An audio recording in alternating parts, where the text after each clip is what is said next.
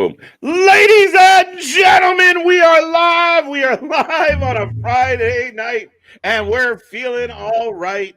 I hope everyone out there is happy, healthy, and safe, and your week is in the books. We're going to cap it off with a little bit of wrestling tonight. So welcome to the Wrestling for Life Network. Welcome to WWE Smackdown. We will also have a little bit of AEW Rampage tonight. Will we get a rock concert? Will anyone else show up? A stacked Smackdown for everybody to dive into, and we are going to be here for every minute of it tonight, every bit of the action, and our reaction is yours to enjoy.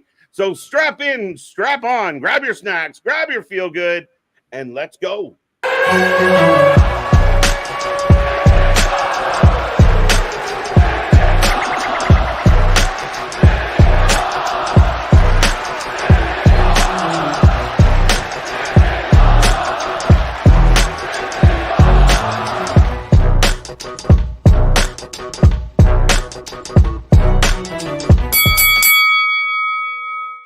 Ding, ding, ding. We are live and back at it again, folks. Like I said, we are the Wrestling for Life Network, and we are ready for SmackDown tonight.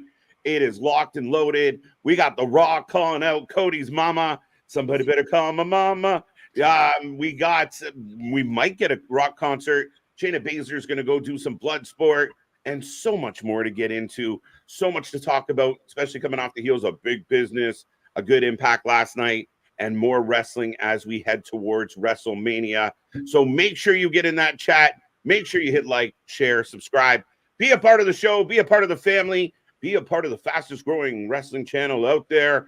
But ladies and gentlemen, I will remind everybody out there who we are. I am Mr. Every Night, KJ White, the Iron Man of YouTube. And that is Mr. Ladies and gentlemen, boys and girls, children of all ages, the Wrestling for Life Network proudly brings to you its YouTube tag stream champions of the world, the Every Night Delight, KJ White. I am Big Nick. And well, since Rock's baby left him, he's found a new place to dwell.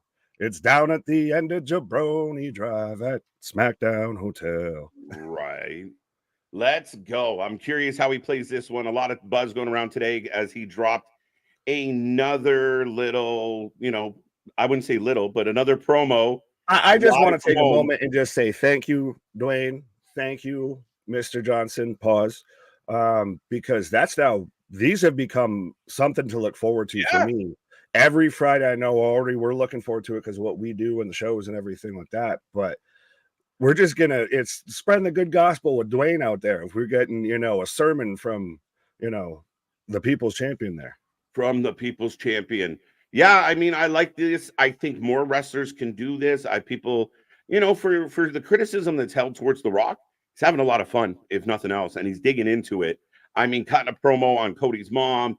I'm gonna give you this belt, and it's gonna have blood on it, your son's blood on it, and you're gonna cry because Cody cries and the crybabies cry. So shout out to all the crybabies out there for sure. There's no crying in wrestling. But yeah, are you kidding me? But it's even, you've got two choices: deal with it and like it. And he's even sitting there. He's building catchphrases out of it. Of now he's the final boss, which I want to see how Roman handles that. Then off is the direction you can fuck.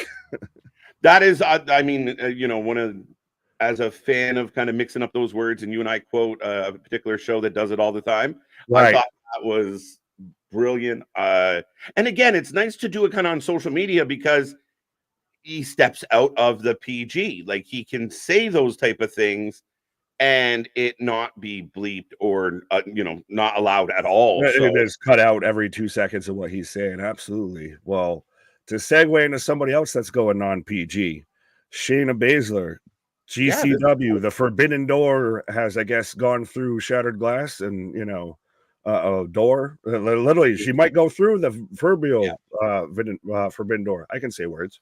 Yeah. Well, this kind of ties back into a little bit of a rant I went on about Meltzer and talking about how like people didn't know Ospreay was such a good, talent. They didn't know. Triple H is very aware of what's going on in the indies. The company and people in the company are very aware. This idea that they're ignorant to it of like, oh my God, they cut that promo. We should have given him $5 million like Tony. It didn't happen, Dave. It never happened. And I think this is cool. I think if you have talent that the WWE can sprinkle into those avenues, why not? Your competitor's doing it. Another idea, you tune in. Oh shit, Shayna Baszler's a badass. I haven't watched WWE in a hot minute. Maybe I should tune in and see what she's doing there. Granted, she's not doing much, but I like this. Open those doors. And I think Triple H has always been like that. Vince was the WWE is an island unto itself. Triple H has never been that way. And I like this move. Oh, absolutely. Anyway. NXT Black and Gold was pretty much just Ring of Honor Black and Gold for the most part, and everybody was up in arms about it. There was the whole time when WWE owned Defy and Progress was because of Triple H. There was all the track markings of them trying to expand NXT even internationally. That's why we had NXT UK. And it's so interesting to me.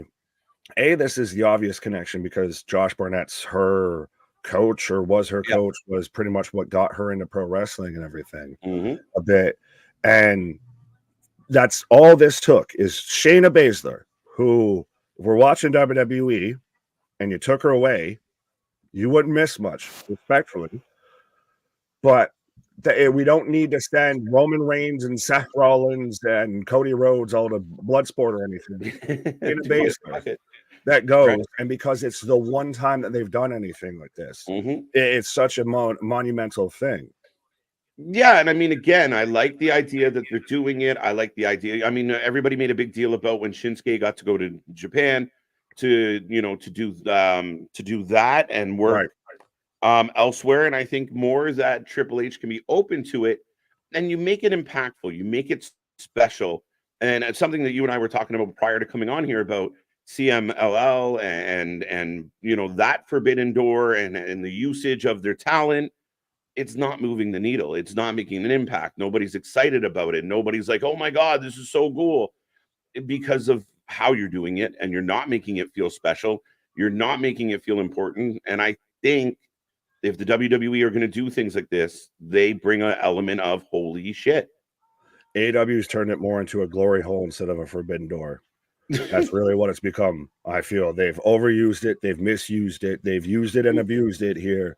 Think about it. He signed all of their big free agent signings was what you paid attention to for Forbidden Door. So now, what do you do with a Forbidden Door? Know what I love is when people are like, oh man, the Fed always poaching talent. I can't believe that. And Tony Khan has done nothing but bulk shop wrestlers. Literally in front of our face. He just you see nothing. Right. And just swapped, Ospreay and Okada from their roster to his roster. Just ta-da.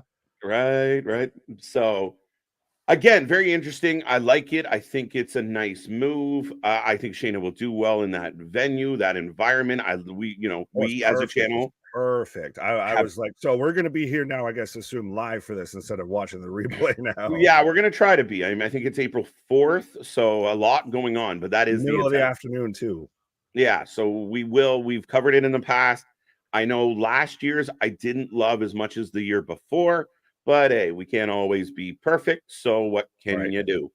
But yeah, I mean, a fun show. If you guys haven't seen a Bloodsport event, go check it out. To me, it's almost like the evolution of wrestling. Like it's almost, what they tried to do with Underground never pulled it off. I think this is a really cool way they do it. I love the hybrid rules. I love the no ropes. I'm looking forward to this show. It is more back to that catch as catch can, that shoot style of actual wrestling and everything. Yeah. No, it's hard for me to pull the catch as catch can. You got to enunciate it there. Right. Yeah. It's very much like you said with Raw Underground. I think that's really what they were trying to encapsulate. It's Christ, if you even can't find the old Bloodsports for Wonder Josh Barnett, just go and watch the John Claude movie and you'll get the basics of the idea. I love that movie. It's taking me back. Definitely looking forward to this. Now, just quickly transitioning before we get into some other topics, but SmackDown is loaded tonight. As far as The Rock will be in the building, sold out crowd, gonna have good energy. What's that? 8th time in a row. 8th time in a row. So when people talk about, again, if you want to, it's hard to compare apples to oranges in this wrestling world. And I want to enjoy all the wrestling. But if you look internally as a means of measuring success, I mean, really, when you say, well, we sold out 8 in a row, that's got to be pretty, substantial. You got to understand, like, ignore that the fact that they're thumping the shit out of the other company. It doesn't matter. They're doing well. They're beating themselves, which is amazing. I'm going to let you have that and not continue on because that's nothing but a plausible moment. Beat yourself responsibly, folks. Right. But Rey Mysterio returning tonight should be interesting. A couple tag matches, I believe, a part of the qualifiers to get into the ladder match at WrestleMania. Yes, sir. So that's going to be exciting. The biggest thing to me that I'm looking forward to is we're finally, allegedly, hopefully going to get Dakota Kai in one-on-one action against Bayley in the ring. And I really hope, I know we've talked about The Rock. Everybody's talking about The Rock, the Cody storyline and everything. Yes. I really want Bayley in this story to really get more of that shine thrown towards it, because I feel like even at this point, almost the Rhea Becky things gotten more shine than Bayley and Io and everything. And Bayley won the Rumble. So, I mean, give her respect. Yeah, to an extent, though, I do feel like, I mean, they built a really good story. I think it might have, kind of calmed down a little bit, especially they popped their load too fast. What is Tony Khan? Maybe a little. I mean, Dakota Kai just turned officially last week. So I think they are telling a good story. It could probably be highlighted a little bit better. But I think overall, I mean, at least there's an angle. There's something I want to see. I'm looking forward to Bayley Io. Bayley Dakota tonight should be a good one. I fully expect Bayley to get her ass whooped. Maybe does Bayley have some friends? That's what's been, well, there's been the idea pitch. I don't know if we've talked about it, to where you would have Bayley versus Io at Mania, and also at Mania you would have the Kabuki Warriors and Dakota taking on Bianca, Jade, and Naomi. Very which now rules out the Bianca Tiffany match that's been speculated, but okay. We'll see if we can get into that. But yeah, definitely looking forward to that tonight. I'm excited about the ladder match that's going to be at Mania. I think this tag team match is going to be chaos and carnage and all the fun stuff. And again, a company that doesn't spoil us with heavy stipulations. We don't see a lot of ladders. We don't see a ton of tables. So this is going to be a good one. You read my mind. That was literally my whole thought process on that of, yeah, it is a lot of people. Yeah, it is going to be a clusterfuck a bit, but they don't do it often. So when they do it, they make it mean it. Yeah, I hope they get out of the way of doing where like everybody just lays around and two people wrestle. That's my biggest pet peeve. So if they can avoid that, I'll be pretty content. Right. Even though we'll have our moments. But let's say hello to the people before we continue this conversation, because there's so much going on to get into. Almost time, says Roddy. Welcome. Damien, always looking forward to stuff. Oh, that's right. RKO will take on Grayson Waller. I imagine this is still building into somehow KO, and I don't know who else is going to be involved tonight, but very interesting. Oh, I think that's going to be this whole thing going forward. I think we could probably get potentially trios match. Do we potentially ever see a tag match with Randy Orton and Kevin Owens versus Logan Paul and KSI? And I hate myself that I said that out loud publicly, because I don't want to see it just because other douchey YouTubers, but that's a thing that could happen. I'm still waiting for Jake to show up. I know he's a little busy with he's going to get starched out by Tyson. He's not going to know. He's not going to wake up until 2027. That's what I'm thinking. That might be like, you know what? I don't need to do this boxing thing for a hot minute after Tyson. I want Jake Paul to come out like Homer Simpson with Moses, like as a spin manager coming out to "Why can't we be friends? Why can't we be friends?" Because Mike Tyson is going to come out. Time for some action. Time for some action. Yeah, I don't think we're going to get the Tyson we got against Mayfield. I don't think we're going to get the Tyson. That I think Tyson's going in there to prove a point. Like, oh, they showed him training day one, and I was like, yeah, all right. I had to double check, make sure I'm a man, because that man scared the shit out of me. It feels like Rocky, like Apollo going in, taking the, just an exhibition, and James Brown singing, and Right. Drago like, Living I will in break you. America. Right? Yeah. Tyson's Drago in this one, where you're like, all right, if he No, dies, I think he's more Clubber Lang here. What's your prediction for the fight? Pain. Rocco, welcome back. My prediction: Roman loses title, but Gunther retains, and I believe he loses title at the Germany PLE. I'd almost venture out that my theory was he could lose the IC title at Mania, which is an interesting story we can talk about as well. Booker T causing all types of drama. We got too many stories, too many things to talk about. This is why we're glad that they have like 12 commercial breaks. Right. This is why we go early, folks. But Right. I actually think that Gunther could lose the IC title at Mania and go after the world title in Germany. Now, does he do that just to do it, to have a moment and then lose? And it'd be a hell of a match. But that's the thing is, I almost feel at this point, win, lose, or draw, whoever you have winning the world title, the universal title, the main title, the biggest title, or are you talking Raw title? Raw title. So then that's heel versus heel. So that's even less against the case. I thought you were saying. Oh, but he'd be a baby face in Germany, right? Like he goes over one time. So is that the one you're time gonna want to see him win? Hey, dude, it worked for Bret Hart in Canada. Trust me, we're good. You can. Yeah. Well, how was the last time Bret was in Canada with the WWF? How'd that work out? They still love him. They still love him. Dro saying the Rock concert's going to make my night. Now, this hasn't officially been confirmed, but it should be entertaining if he does it. And I'm all for it.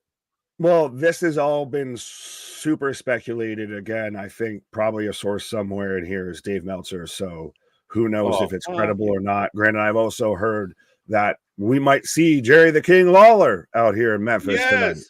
So we've got a whole potential here for everybody's favorite prizes and some kind of callbacks here. Yeah, everyone's favorite puppy pirate might be on the show tonight. I'm looking for it. Eric, welcome back. What's up? What's up? We are ready. AJ, I didn't say hello to you, but hi, AJ. See Money, good to see Takeshita versus Commander dream match. Oh, Takeshita. Then that's another topic we can talk about. Takeshita's great. Commander, you can say it's a dream match because it'll put you to sleep. But that's been there, done that. Yeah. And we'll also, we talk about people that Jericho has put over and how he feels about it, but we might talk about that later. Shibata versus Daniel Bryan. They're calling it a dream match tomorrow night. Again, this is the problem I think that AEW is running into, and we're not going to run down this rabbit hole too far, Damian. They're not dream matches, guys. I get it. It's going to be a good match, but it's not a dream. And know how people aren't tuning in to watch it. And on the contrary, people are tuning out when it comes on. So you can have all these dream matches you want if internally they're dream matches to the 700,000 people that are loyal to this company.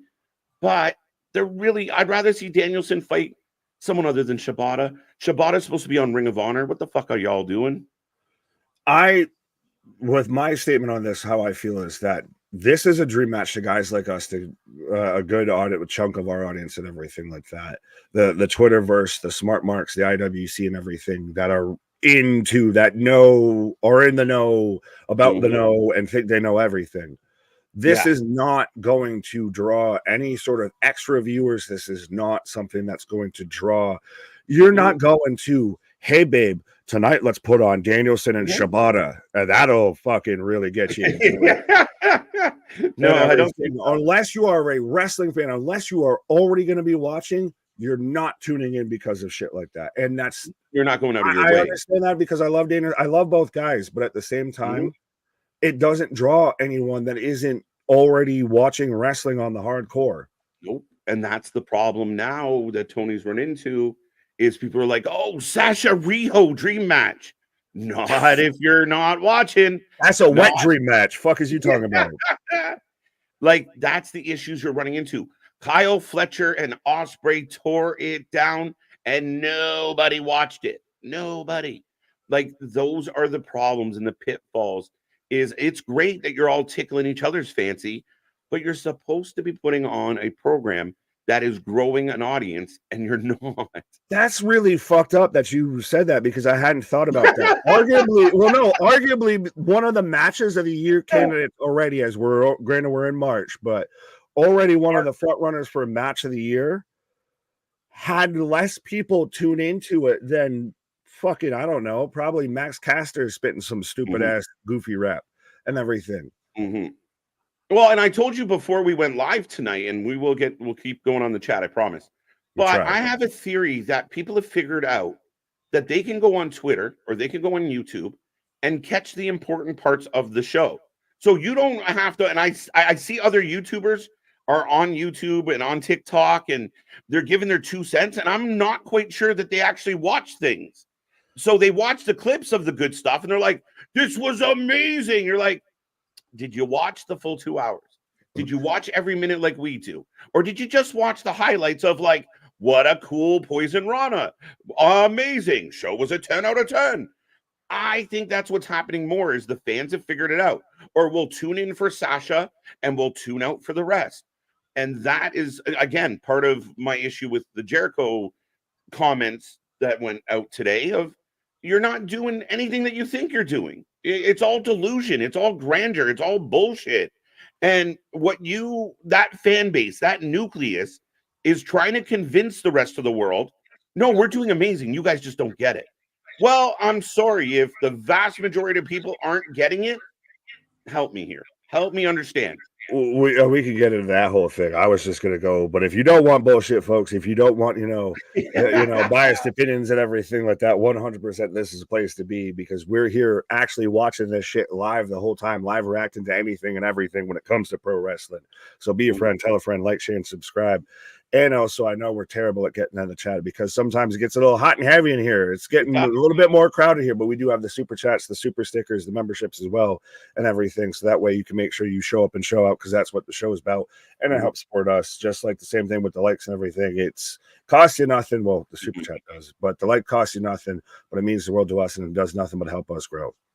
Absolutely. Absolutely. And it is the one way to guarantee, like, we try and click on 100%. The one way to guarantee you get clicked on was we always click on super chats. Just for the record, one way to guarantee you won't get clicked on is if you ask us if we had seen your previous comment in the comments. It's generally a bad move. Well, no, then we're more likely than clicking on your comment of, did you see my comment? And we just say no and then move on. Yeah, right. It's not helping your case. So good to see you, Sonny. I think that's a new name here. Good to see you. Welcome, welcome. Looking forward to The Rock calling the crowd meth heads. Yeah, we'll see how much controversy and how many feelings we can hurt with some promos tonight. But good to see you, Boston. That's what I'm wondering. So if we get Jerry the King Lawler, do we get Dwayne going hard in the paint on the health issues and this, that, and the third of one Jerry the King Lawler? If you want to be a heel in Memphis, talk shit about Jerry the King Lawler. That's actually interesting, right? There you go. There you go. Good to see you, See Money. Hope you're doing well. Mana's back in the house. So weird to call you Mana Quest. Big dog. Big dog. Kevin, how you doing? Matthew, how you doing? TJ, good to see you. Easy Bake, Christopher. Sorry, just real quick. When you said Mana Quest, it sounds like if you're Mike Tyson trying to say manifest. That's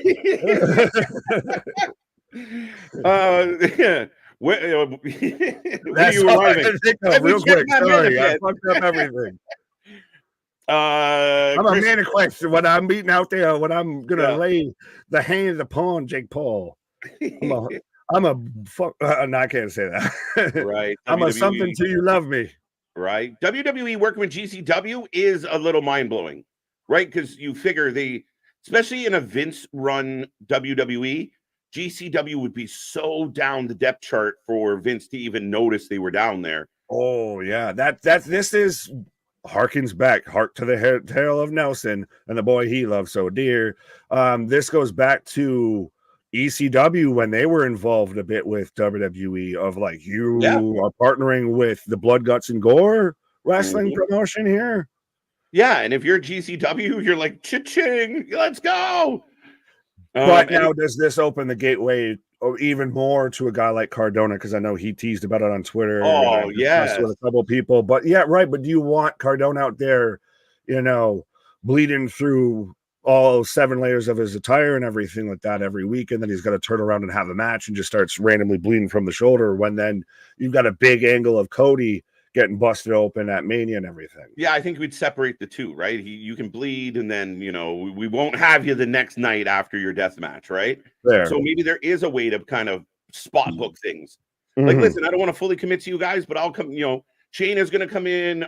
You know, you let me in for a run, and then I'm going to leave again. Possibility, which is exciting, because if you had, I mean, you know of the wrestlers that we've interviewed, talked to, that we're fans of in GCW that we would love to see on a big stage. I'm waiting for now Cole Radrick to cut a promo on like fucking NXT or something. Listen, if we could get the Cole versus the Chin matchup, I'm down.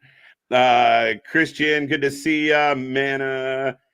How many people here came to see WWE Mixed Reaction, or did you come to see Wrestling for Life? I like that you pulled out in honor of the passing of Scott Hall, by the way. I love that little quote there, Big Dog. That's adorable. So the most G moment of probably the most G wrestler of all time, like that man, I think you could coin the phrase of Razor Ramon drip, but this man sat there and took a whole fucking alcoholic drink straight to the dome piece with the grease back hair and everything, and just slicked it in, and still just didn't miss a beat, and just tore the house down. That's why we still remember him so fondly. Cool Gamer, how you doing? Epic Game employee Ellie. Oh, what's up? Are you working tonight? Do you work with Cool Gamer? Because you both got the gamer thing. Do you work at a GameStop? If so, can I have some stock? If you smell what the Rock is cooking, hey, forever anyone not smelling it, you're not paying attention, because he's definitely trying to make you smell it. AEW ratings Wednesday night was 801. We would argue that would be disappointing. I know people ran with Sasha got 1 million. That's great. Again, might be a little conflated because of Big Bang. However, if you did 1 million in your opening segment, but only averaged 800,000, that is a fucking clinical problem. That's a deficit. And also, since today, because no one, I guess, accounted for the fucking run over there that happens every week, which I don't even know if you could count on a run over at this point. That now that viewership number has gone down and is almost on par with the week before. So that tells you if you started here and you ended up here, there's a problem somewhere in that process. Well, here's the thing that is really intriguing to me. And for all the people that put the blinders on and they don't want to hear any of the facts, you know, they just want to deal with feelings, which we are a couple minutes away from our feelings kicking off into high gear. Right. But the question becomes, if you bring in Okada, if you bring in Ospreay, if you brought in Jay White, if you have Danielson, you have Moxley, you have all this talent, here comes Sasha. What is happening that more people aren't watching? We know 1 million plus watch on Mondays. We know 2 million plus watch on Fridays. What is happening on Wednesdays that you're not attracting more viewers? You have to ask yourself that. That's not being critical. It's just business. And why is your business not growing? If you're signing the best wrestlers in the world, people just don't want to see good stuff? I disagree.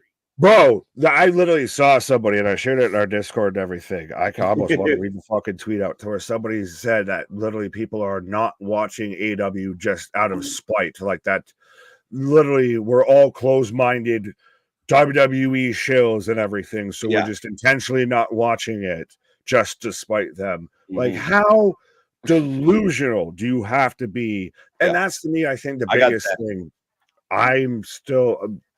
I'm delayed because of college basketball, I believe. So I'm trying to see if I can find the way. Oh, okay. And I was in the middle of doing that when I started talking here. Sorry. Well, no, I think it's just that the biggest issue with AEW is that no one wants to admit that there even just might be a problem. No, we don't even have to say fully that there is a full-blown problem. No one just wants to admit that there even might be a problem. Right. But yeah, ladies and gentlemen, get in that chat. The show is starting off. Nick, I'm going to let mine run until you kind of you're good. What's happening with basketball. Gunther's retaining because I said so. We'll see. As we're kicking off the show with the highlights of last night. I will put a question out to everybody watching right now. How did you feel about the new entrance, the lightning, the electricity? I thought it was cool. I thought a nice touch, nice vibe, updated heel rock vibe. It works for me. It was the carryover from Black Adam and everything. It was the rest of the special effects budget there. Right. What's up, Manson? How you doing? How you doing? Greg, good to see ya. Yeah, so I guess thanks to YouTube TV, I'm gonna just be delayed till like about 10 minutes from now because of hilarious college basketball. Chambers. John Hannigan's taking on Josh Burnett this year. Interesting. What's up, Eric? How you doing? I'm trying to say hi to most everybody. Scott's in the house. Good to see you, Scott. There you are. Nice t-shirt. Be like Scott. Go get a t-shirt. Right. Looking sharp as always. Good for date night. Good for staying home. Good for everything. Wear it all the time. Get a bunch. There's options. Absolutely. Christopher saying hello from Vegas. One of my favorite places to hang out. Good shout out to you, buddy. Going out to Vegas. Viva Las Vegas. Dun, dun. Okay, I got back to Dale. Shout out to Dale, by the way, for giving us those ratings. Highly talked about. Jackie, good to see you. Welcome back. Safit, I think I got. Roddy. Sylvie. I used to watch it for MJF, but started to watch it normally. Why not? Listen, we watch all the wrestling. So anybody when we get it at times where people are like, you just don't like AEW. I spent way too many hours watching AEW to not want it to succeed. Tony Khan has got way too much of my money for me to not be invested at this point. Yeah. Like we've dedicated time and money, blood, sweat, and tears to that company. So I don't want to hear shit. Jason, I don't know if I'm actually getting Smackdown right now, or if I'm just getting a really long fucking callback here, but we're getting the promo from last week here. Yes. Okay, so I am. Hi. Okay, you're here. They just said, fuck your then, now, forever. And just you can have this. Joining in progress, apparently. Right, already in action. So we're getting a recap of last week from the second slap heard around the world, to where Cody finally grew some hair on them chicken McNuggets there. Yeah, well, he had to. He had no choice. He had to dig into that. I mean, it was set up perfectly. We were all waiting for it. And I know people, I can't believe they cut it off. What are they going to do, brawl? Like, if anybody watched the footage of what happened live, he got slapped, and The Rock and the Roman stared him down, and then they left, because you don't give away the whole farm. You make them pay. And especially not on fucking Twitter. Mm-hmm. What's up, Nevsky? We'll get to your comment when we can. But hello, everybody. The show is kicking off. Nick, right now I got the graphic for Memphis, Tennessee. I have the WrestleMania side, so I'm still slightly behind you. So let me know when you get the graphic and the little spaceship. That's fine. I'm just glad I'm not like, now I got the little space thing flying in Memphis, Tennessee. So, ladies and gentlemen, we're going dark right away. Is he already in the ring? No. Okay. So The Rock kicking off the show. Let's see how many matches he fucks up this week. Yeah, well, just fucking what in the name of Thanos shit is this? Like, my God, like, I understand they were initially gonna do a Black Adam sequel, and now they're not. So is he just, we'll just take this budget and use it over here? Right. All of the electricity. And The Rock is here. Big old smile on his face. Cody hit The Rock with his purse. I saw Boston made a comment earlier, like the people that were trolling online of like, Cody's such a girl. I can't believe he cried. He's not a real man, which I get the narrative here. But I mean, online, people are, I never cry. I'm a dude. Like, fuck off. You know, that's how you can tell you're a real tough man and you're a real cool guy, is when you flex online. Like, that's how you know you're really a true warrior. You flex hard online. Yeah. I mean, fuck. There's a dozen reasons to cry, especially as a man. Deal with it. Never mind. I see it, Dale. Vance, what's up? How you doing? How you doing? You can see clearly now that Dale is here. But so Nick, he was struggling. Vance was having the same issue you were. Of like, well, because of goddamn Big East tournament living on the East Coast here, and because I use the good old YouTube TV hashtag not sponsored. So heel theme is back, folks. Now, a little bit though, with looking at Dwayne the whole time, I'm like, you're just like if Ricky Starks put on a bald cap and just swole the fuck up. Like you're like the evolved form of Ricky Starks right now. Right? That's what it is. So funny because Ricky Starks is like, man, I do kind of have his gimmick shit, don't I? But yeah, no, I mean, Ricky's like the new age Rock. I'm okay with that. Well, we got Mason saying, oh my God. Oh my God, the theme is back. Oh my God. Yeah. Oh my God. So people did catch that. They did change up the theme. Now, I don't see a guitar or a head mic. So he's going to do it a cappella. Oh, wait, there is. Wait. What do we got? We got chairs. And a bottle of water, because I mean, as one who sips through the show, the Dwayne's going to get dehydrated really quick. Right. That's why Ricky is Pebble. And I think Pebble's in charge of NXT. Well, yeah, shit. What should we call her now? Fuck. We'll come back to that. We'll circle back. But yeah, so I want to see what provokes him out here just singing it. Is this going to be, well, Memphis is close to Nashville? Something? There is a ton of fucking cheers right now. Sorry, Nick. Oh, no. He ain't like, you love heel rock. Everybody loves people are like, you love to hate it. He's MJF. You love to hate it. Yeah, he came back as a baby face. People lost their mind and shot all over him. Standing room only in Memphis right now. Because you gave them what they wanted. They wanted to boo the fucker. And they wanted to hate him. And so now you've given them a reason to hate him. So you're like, yes, tell me how much I suck. Tell me how much crack I smoke, Dwayne. Like at this point, could you not like, you know what? We changed our mind. Rock versus Roman. Fuck it. Right. Triple threat. Oh, people are killing me. Man's just sitting there soaking it in. Like he isn't even doing the head tilt. Like, wait, what now? Right. On commercial break, can we talk about Eddie Kingston versus Mark Briscoe? Yes, we can revisit that. See, there's so much to talk about, guys. We rambled for half an hour, and there's still stuff we didn't talk about. Absolutely. Fickle, Nick. I'll have a pickle. What? Yes, wrestling fans are always pickle.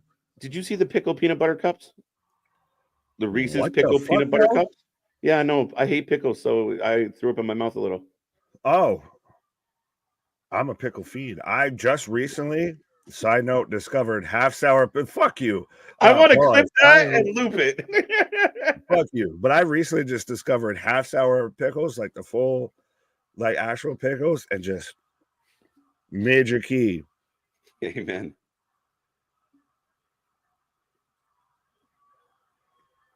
Again, though, we're getting nothing but deafening Rocky chants. Yeah, the crowds are thrilled. Literally everything he says, yay! Yeah, and he's name dropping. He's going for the Mick Foley pops. But this is why, though, when he sits there and he cuts a fucking 20-minute promo on Twitter and everything and talking about how wrestling's back because of him, you can make the case that he's right. We know he's probably not, but you can make the case now because, fuck, look at the reaction he gets. Yeah, I mean, I saw critics and some people out there who have been very like, The Rock's lame and The Rock doesn't have it anymore and da-da-da-da-da. Just say Dave LaGreca. We know who it is. It's Dave LaGreca. But I think there's a level of like, they're right there with it. Is this becoming more and more of Dwayne's really turning face? And could this be to where he turns, we get the Mike Tyson moment? Home. Fuck you, Mercedes, in your home comments. Dwayne's home. But is this more of him turning babyface to where he turns on Roman? Well, I mean, he's gonna again. I have to give the WWE some credit here, man, because they've had to navigate a really rocky path to WrestleMania as far as like the fans love us, the fans hate us, the fans love us, the fans hate us. What are we supposed to do? We want you to hate them, now you love them. Fuck. They're hitting that crossover though, like fucking AI out here. I'm waiting though for him to just love him, and he's just got to cut the most savage lines right now to really just, like I said, if he brought a backup band. I'm glad they told us who that was, because I thought it was like the Weeknd's little brother or something. Hollywood. But now, could this be to where like Jerry the King comes out and he cuts into him, and that's instantly you get fucking boos and everything? He's got to do something, I feel, to turn this. Otherwise, he's a babyface.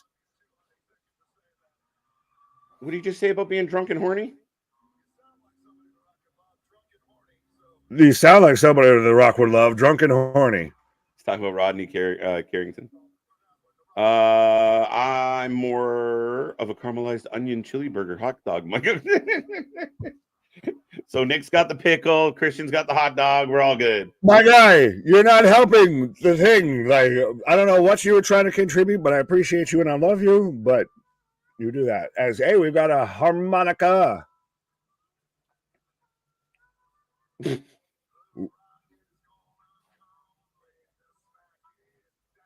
The Rock is going to come lay the smack us down. I'm glad he followed that up, because that was a plausible line out the gate.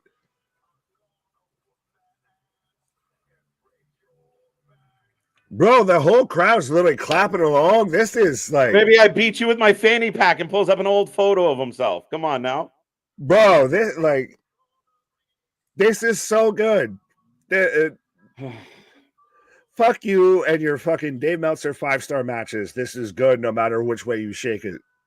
This feels like, 1998 all over again. 1997, 1999. I feel right. I feel like a fucking kid again watching pro wrestling. This is our childhood. We got all the mamas here. Getting a little bit into his blues. We're going to tell you a story about how Cody was born. It's completely accurate.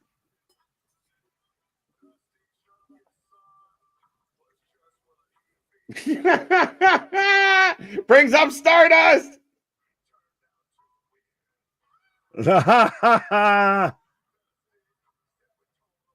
Oh, the thing is, bro, Cody's not winning.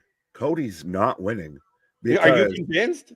I've been convinced, but now they're shitting on Cody, and Dwayne's over, Roman's over, this shit's over.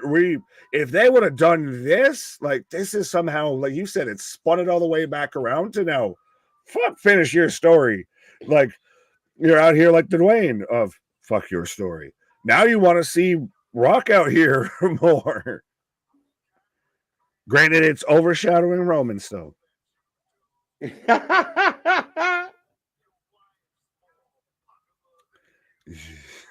So as he even takes a shot at Seth, hey, your wife's more popular than you. I'm glad he didn't pull up the belt picture that was in. They should have actually everything. Should have. I don't even know if that's PG. Why are you going after John? Who the fuck is that guy? John Moran?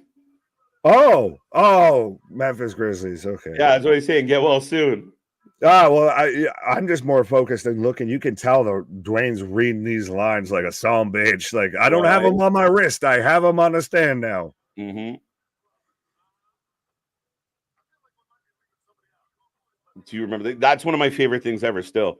When he shot all over Vicky, that was one of the best. Oh. It was one of the best. That's the thing, is he's just getting savage. As that was going on the Cody Crybabies, because he's like, I feel like we left somebody out. Who did we leave out?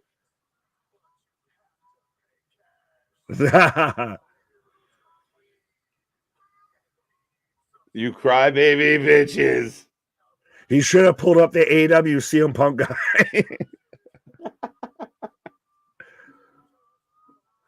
This is gonna go forever. Like this is gonna be 45 minutes. Bro, it's gone 15 plus minutes or so already. Like this ain't probably the only song we're getting, and we're gonna get probably an interruption here. I'm kind of hoping like Cody just shows up and starts beating him up. I brought my guitarist, Jeff Jarrett. And the crowd pops. The crowd pops. Cody definitely winning at Mania, says Boston. I'm torn. Hell no. I'm torn. I do not have a strong opinion yet. Bro, we're getting deafening Rocky chants right now. The only way that Cody wins is if you get what you talked about. We get the Dwayne Mike Tyson spot, and he fucked over Roman here. But even then, like,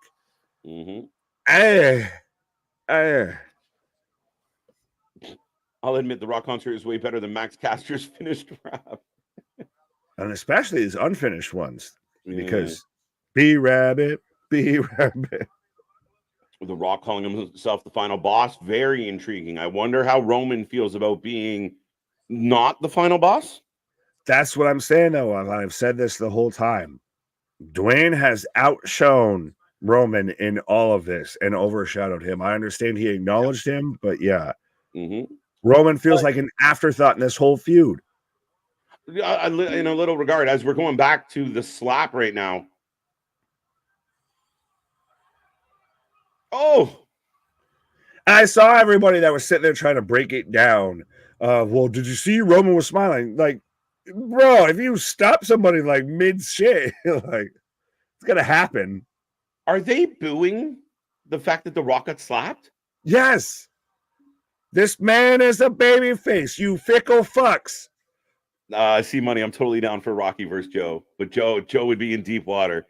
Joe would have to put on his big boy pants to get in that ring. I love Joe, but I mean, that's a step up. You got to bring a scuba tank because that's some deep fucking waters out there. Yeah, we going swimming. Right.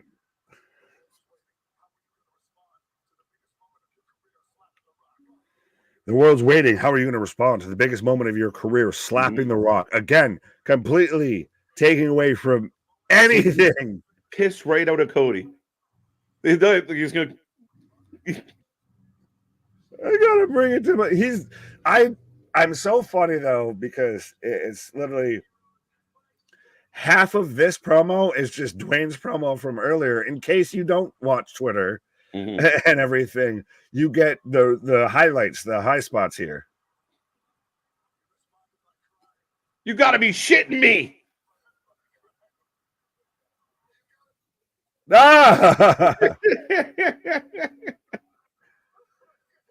But again, like I said, this is literally what he did in 8 minutes earlier on Twitter. So, yeah, I'm with you, Boston. I'm not convinced, but why is it? Am I just missing? Why is Memphis Rocky's hometown? Like, I don't know. Did he adopt it? Did they adopt him? Was he born there? Was he born in Memphis? Should I know this? Am I a bad wrestling fan right now? You're a bad nerd. Like, what am I missing here? I'm amazed he hasn't made a reference to Pi Day yesterday, or is disappointed that he wasn't here on Pi Day yesterday. Well, because we've got Pi Day, we've got Friday, and then we've got Austin 316 Day, and then we've got St. Patty's Day. So we got a whole stretch of being fucked up. Pause. I'm gonna have a beer. One beer, what? 2 beers, what? Oh, Mama Rhodes. Mama Rose, take me home to the Dwayne. Gets the pub. What the fuck now? That belt staying around the waist of Roman. Now they booed that. He got him there. Hard on the paint on this camera shot though on Dwayne. Like you're seeing every fucking freckle, wrinkle, line, everything. HD bitches. We got, you've heard of 8K, we got 16K out here. Right. Oh, he's got the weight belt. They're chanting "Whoop that trick." I mean, is Memphis Bizarro World or is Rock getting over? You decide. Whoop that trick. Whoop that trick. Let's go. Night 2, Tyson and Orton versus the Paul brothers. He's going to beat your son. Ah! It's so funny to me how Fox is the one that's overly like, you can't say that, you can't say that, you can't say that. Rock. Now, when he said beat you like a dog, why didn't he go into the stupid, like your stupid dog Pharaoh line? Right. I feel like that would have worked. This is just his Twitter promo. I would say it's an extension of the Twitter promo. And that's what he's doing is, again, very similar, but I wouldn't expect him to show up and say different things. So it's a remix. No, I would expect him to show up in different things. Fuck is you talking about? No way. He's going to keep the same narrative. He's just reinforcing it. And because you can say different things, though, and still have the same narrative. This is literally like, this is you remix the remix. It's back to normal. Very aware that a bulk of their fans are not on Twitter, are not fucking absorbing everything he's saying. So he's not saying everything verbatim. He's just taking the theme of what he had and ran with it. And it's the Cliff Notes. He's singing. Say you're welcome.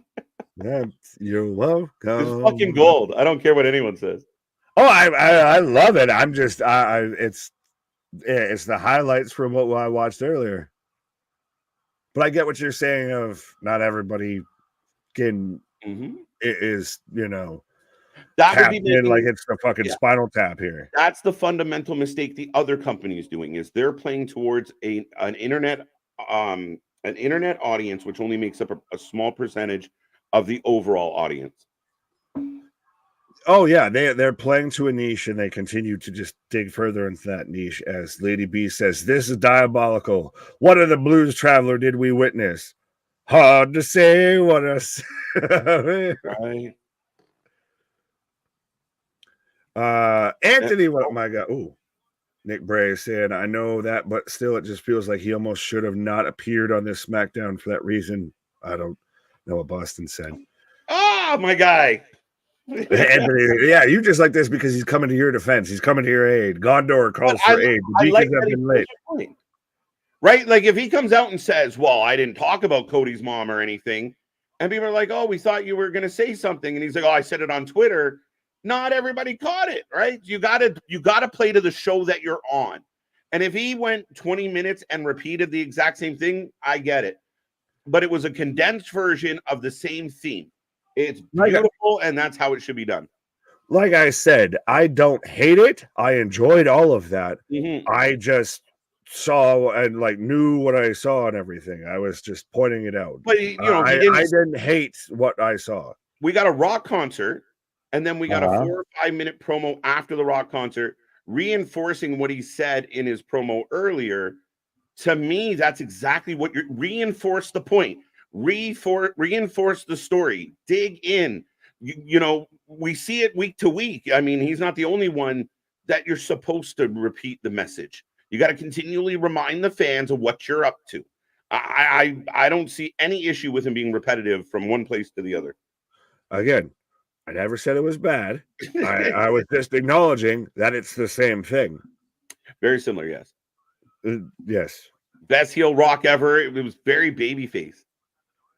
Well, again, so we'll pose the question as we're in the first commercial break here to the audience, to everybody.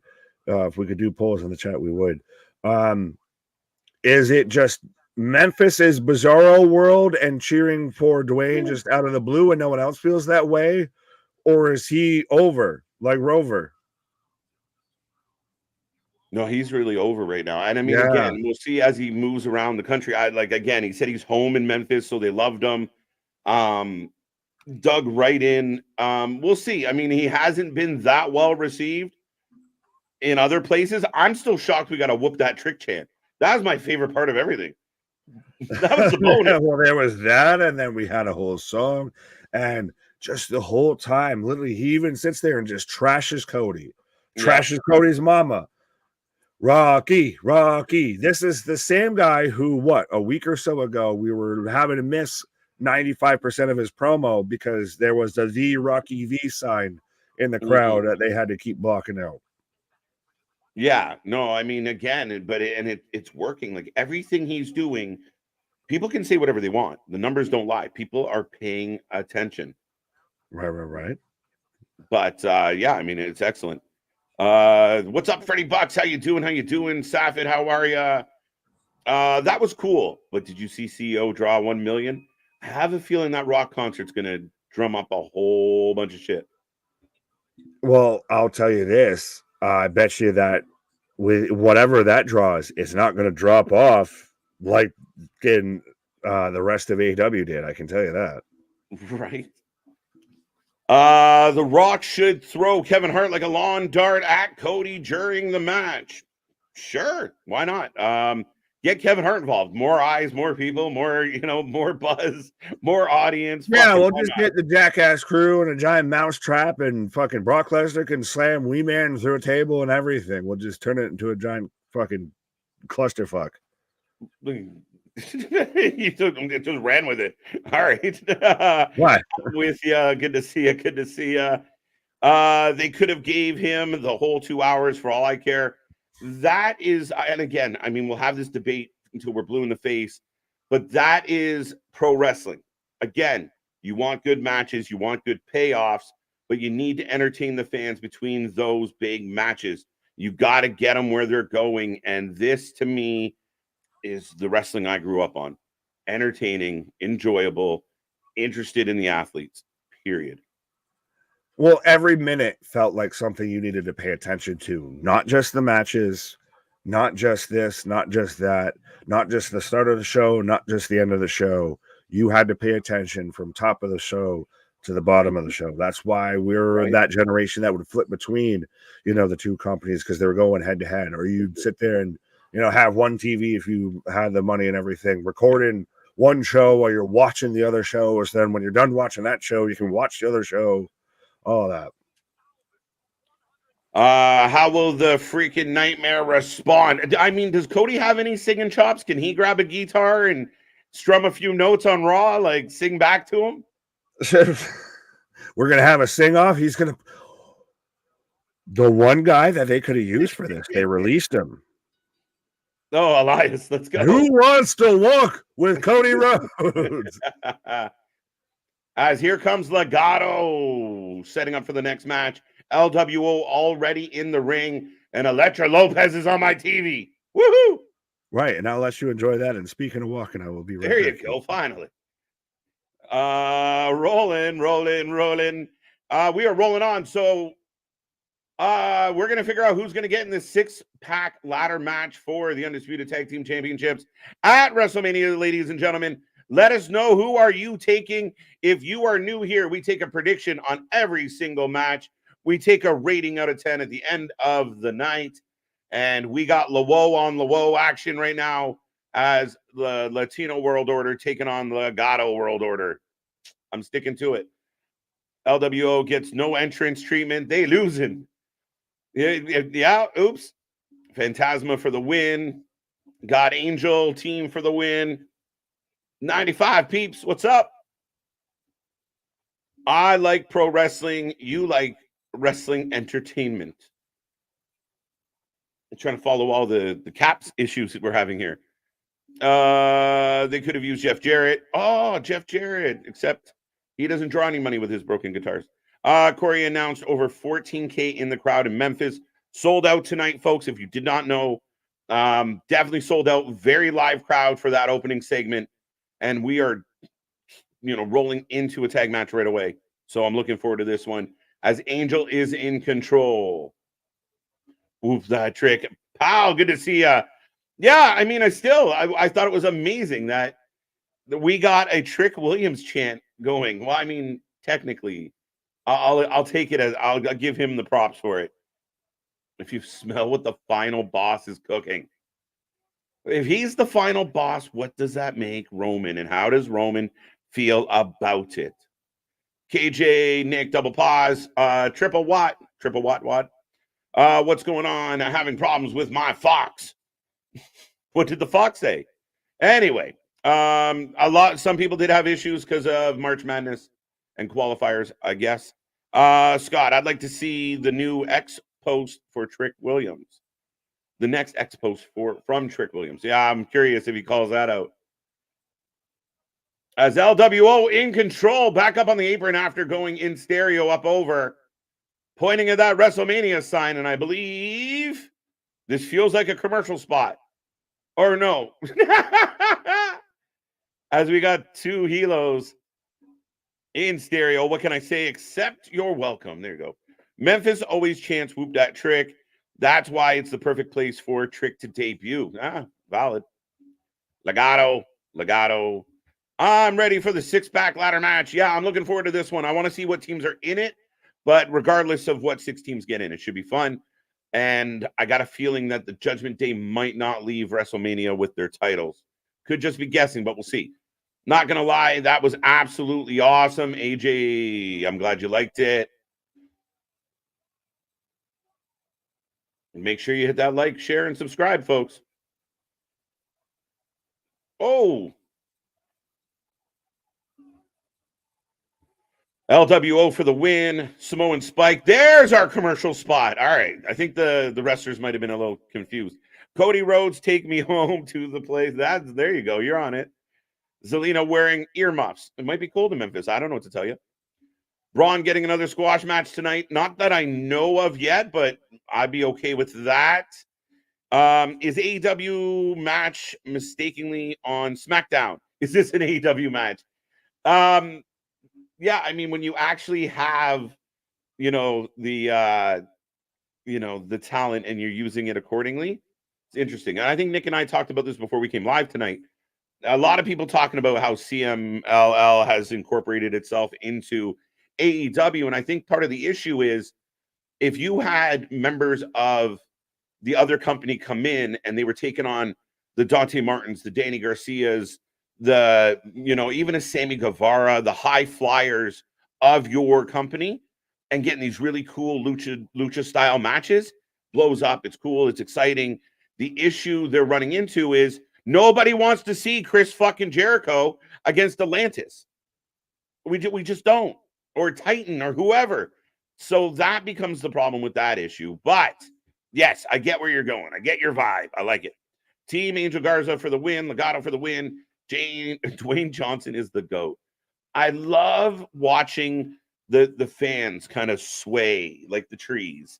One day, Rock is shit. Rock is overused. Rock just bullied himself in there. And a couple days later, here we are, and we're back to he's wonderful. He's amazing. What a GOAT. The guy is good. The guy is a superstar. The guy is box office. And love him or hate him, what can you do? That was outstanding. Roman will blame Rock when he loses the title. 100%, Mark. I'm with you on that. I believe that spills in. I think Damian brought up SummerSlam. I think we can either get Rock Cody at SummerSlam or Rock Roman at SummerSlam. Not sure how they're going to play it out yet. But again, I think there would be a big pop come night one. I still feel like the Bloodline is going to win night one to stack the deck against Cody. And the issues between Roman and Rock will come out at night 2. And that will ultimately be part of the demise of Roman. I am kind of leaning that Cody's going to win this story. I'm not quite there with my buddy Nick. Legato for the win. Can I get your thoughts on Eddie Kingston versus Mark Briscoe for the ring? Yeah, I'll throw it out there. I know Nick's not here right now, and he's a huge Eddie fan. My only issue with this, I love the matchup. I feel like Mark Briscoe should have been pushed as Ring of Honor champion a long time ago. As we come back out of commercial break, what a above ring shot as we back out. I really like this angle, like this kind of return from commercial as we have Umberto in control. Can I get your thoughts? Just real quick, and maybe we'll revisit it. But the problem I have with any of this is Supercard of Honor. Nobody's talking about it. Nobody cares about it. It's not being advertised. I don't know. Maybe someone can tell me. but I don't recall. Like, all I know is Eddie's been having issues with who he's having issues with on Dynamite, on he's having issues with Danielson, and he's having issues with the Bucks. So to me, it doesn't really connect for me as a fan. It's a little bit of a struggle for me, but hey, what can you do? Ron getting another, got that one. Trick Willie is officially the most over man in WWE. There we go. It pays to have an over gimmick, folks. Legato. Y'all know the Memphis Grizzlies NBA team started that whoop that trick chant. Did they start it or did they take it from the movie? I don't know. I truly don't know the answer to that. You also know the Memphis Grizzlies are the Vancouver Grizzlies, correct? So Canadian by proxy. Oh, Superplex. 2 count, 2 count, 2 count. You see the card for Wrestling Revolver tomorrow. It's stacked. It's stacked. Plus you get Cartona taking on Stingray.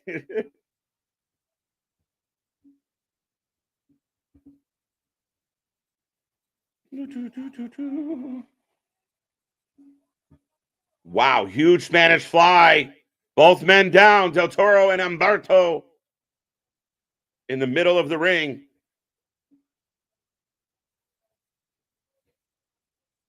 But yeah, no, for those who don't know, tomorrow night we will be here live. Matt Cardona is taking on Paul Walter Hauser. Emmy is on the line. Right? We're going for Emmy against the belt. So that should be fun. First time ever. But Paul Walter Hauser from, one show that I can think of. But yeah, no, that should be interesting tomorrow night. We will be here for that one. Sup, John? How you doing? How you doing? How you doing? Great open promo, sing along. Yeah, I mean, I want to see what the critics say. The people that find a way to shit on everything, I want to see them poke holes in that. Well, he buried Cody. He's supposed to bury Cody. He's his opponent. As Humberto makes a save. Wild running across the ropes with a drop kick to the thigh. Oh. Wow. Humberto ducking the drop kick. Super kick from Angel. Good match. Good match. I'd be okay with that. That'd be very curious if the Wolf Dogs could, get involved. I'd be okay with that. I predict Chad Gable turned heel, and he would cut a promo saying Otis is never my friend. He's nothing. Oh, wow. There you go. Nice. I like this. I like that decision. As Humberto and Angel Legado with Elektra Lopez gets the W.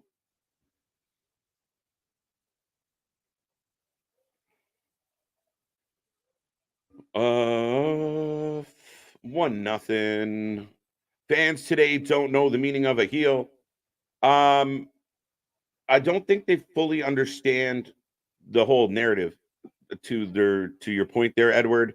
And I think at times, I don't know, there's a level of sensitivity that gets really interesting when you're trying to be a good heel. Great match. I enjoyed that match, folks. I hope you did too. Legado went from catering to NXT to WrestleMania match. Kudos to them. Absolutely. I like what they're doing, and I like Legado. But we're going back to Damage Control arriving at the arena earlier today. Dakota Kai will take on Bayley tonight. The one thing I can criticize about the Rock segment is if he is a heel, he is supposed to crap on Cody. Why pander to the fans? I think they were with him no matter what. And I think that's one of those cases. I kind of use the example of Brett in Canada, right? That he did lean into Cody.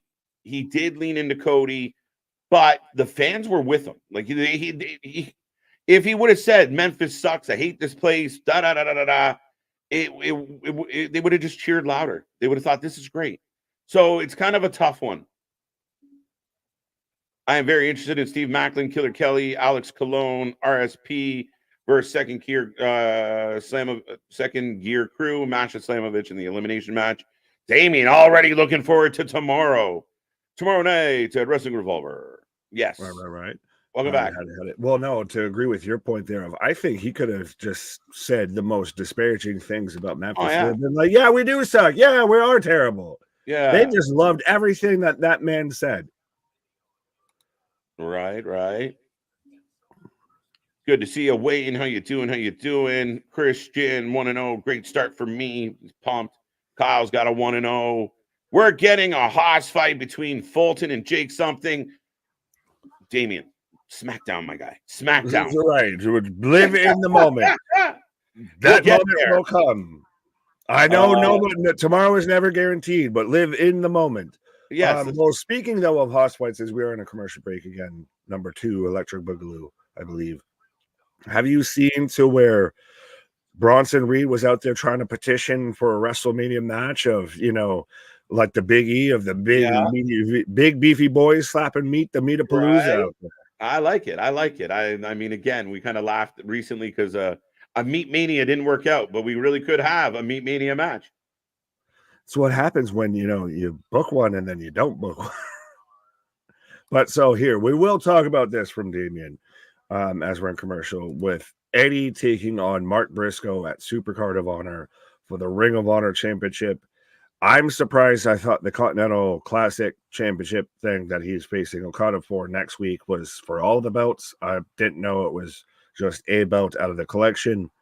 So I think, though, Mark Briscoe versus Eddie is going to be fantastic, and I can't wait to see our future Ring of Honor World Champion, Mark Briscoe. So can he lose one belt at a time, I guess? That's what I didn't think that was a thing, but apparently it's a thing. Again, you're kind of muddying your booking. I like it. I think Mark Briscoe, when Mark Briscoe had come back, instead of being in angles with Jared and Sanjay and the Giants, and they could have really had this amazing moment. And I still think if he wins, it's going to be a cool moment, not nearly as emotional as it could have been. I think they kind of slept on it a little bit. And my thing is, I don't hear them selling us on Supercard of Honor during Dynamite. I don't hear them talking about Ring of Honor a lot on Dynamite or Collision or Rampage. It's like the bastard stepchild that they just kind of ignore. And then us fans are supposed to get ourselves excited about a Friday night pay-per-view. What is AEW wrestling? But I can say definitively, I can't say definitively well, but I can say this well, that we've been sold on Stand and Deliver more prominently stronger than we have on Supercard of Honor.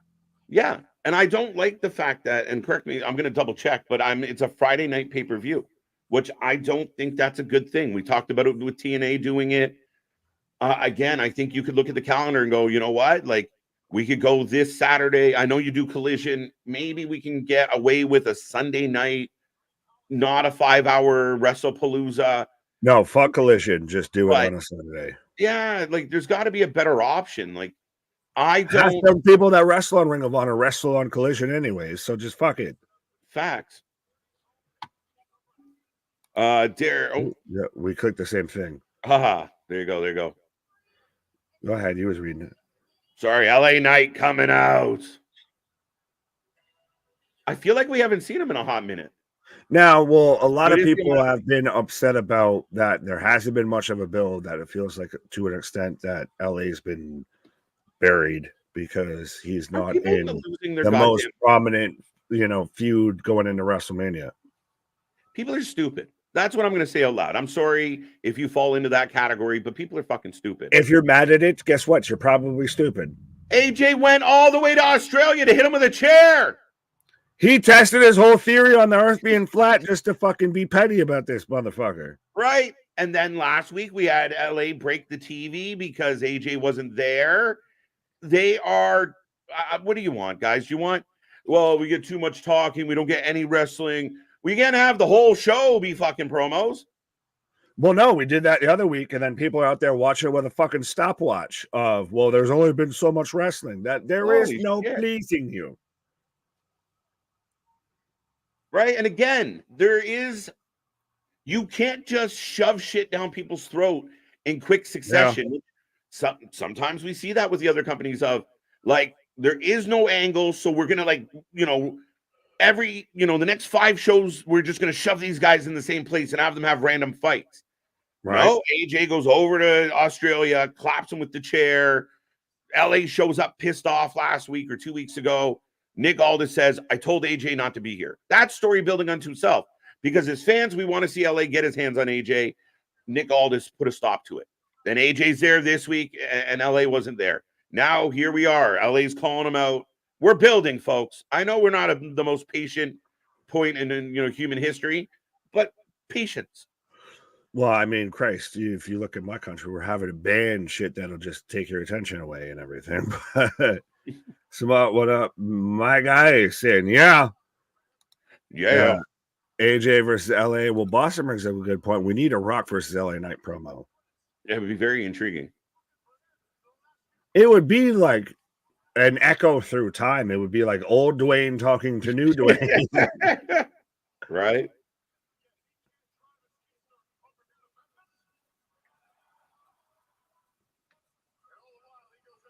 Nah. LA Knight marks the spot. Nah. LA Knight spots the marks. Oh, I need that as a sound clip, as a notification alert. Can just have that be my Twitter notification alert. LA Knight spots the marks. Mm-hmm. Uh-oh. There you go. LA Knight, AJ Styles, Mania. Let's do it.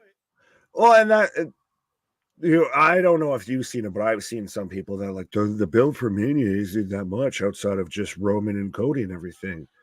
No, they've been doing it this whole time. And they're finally doing it. No, they've been doing it. You just finally caught the fuck on. I'm going back to people are stupid. I'm sorry. Because I mean, again, the wrestling we grew up on, Nick, there's AJ Styles with a chair. Who cares what I have to say? I came in like a flat earther. You can't say a wrecking ball because it's round. He doesn't believe in things that are round. What did the chair say to LA? Look, down on the throat. Hey, I like this. I'm happy with all this. Back to Roman talking to was it Cody or what? No, it was like Jay, I want to say.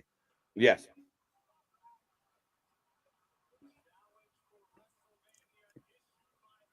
But I'm good with this.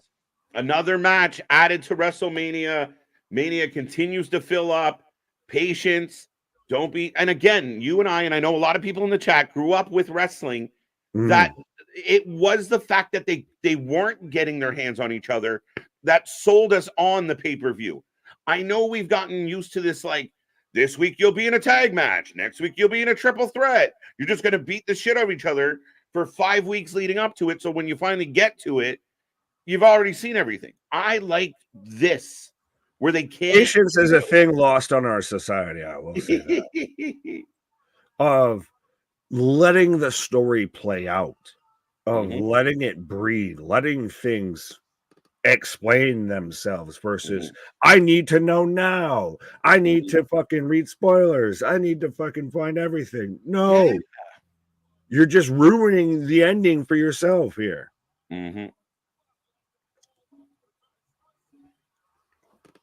I do hate the idea, though, of that fucking Prime logo in the middle of shit, just because they've gone through. I've seen everybody go through and show like all these old historical pay-per-view moments and just giant Prime bottle in the middle.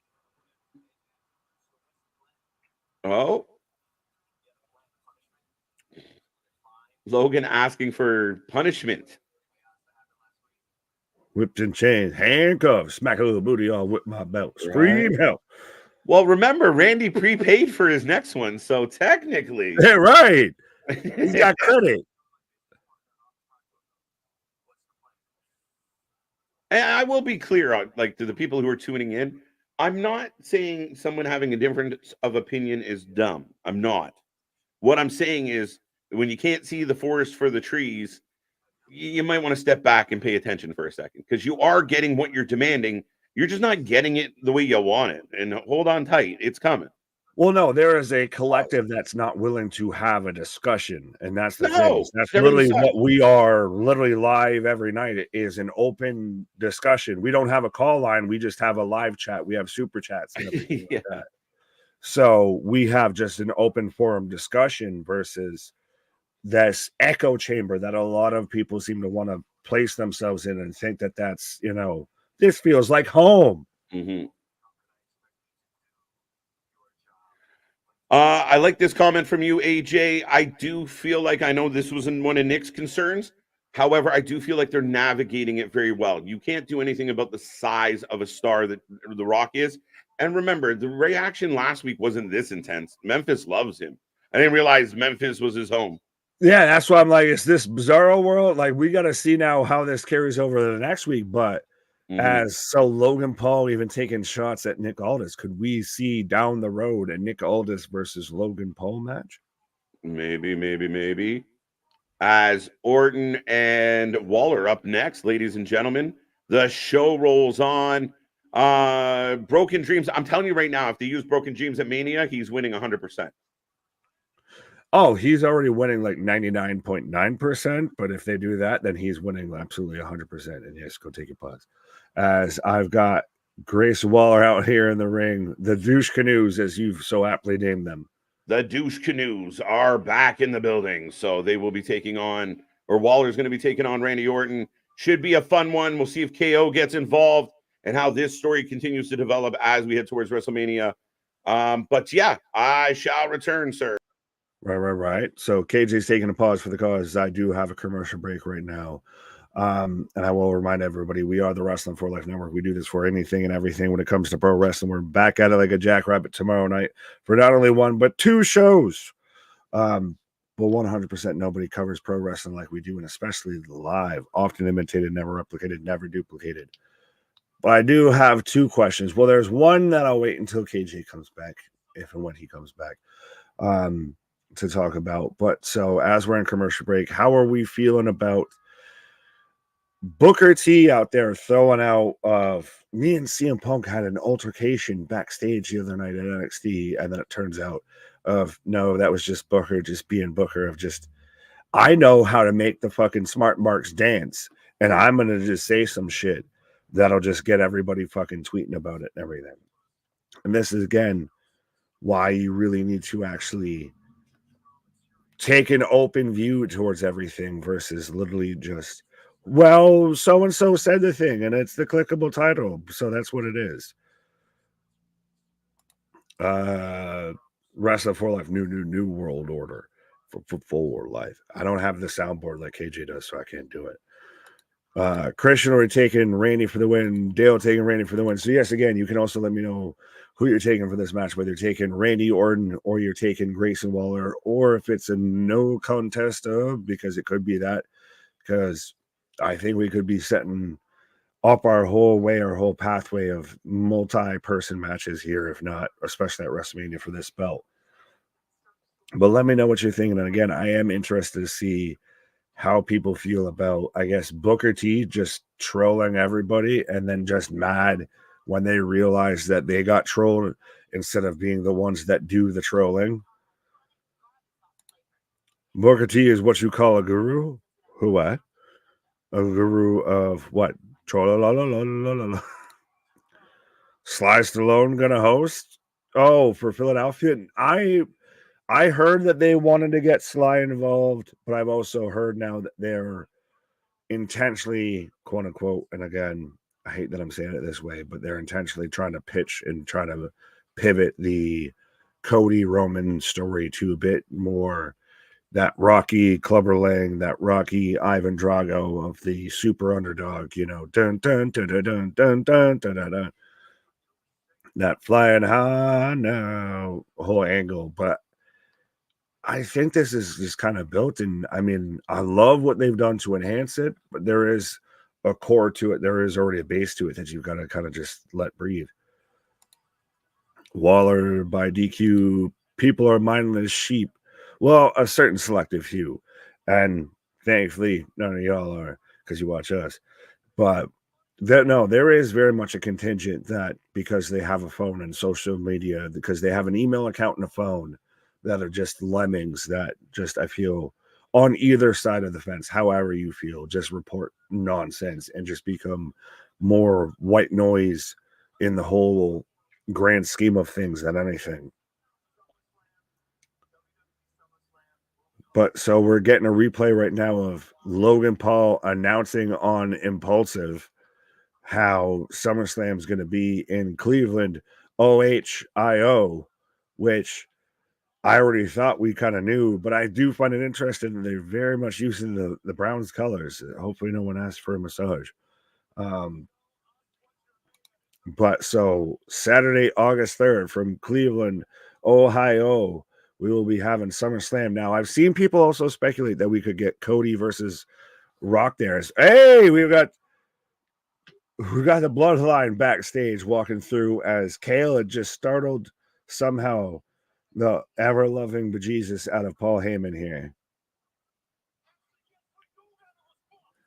Jimmy Air.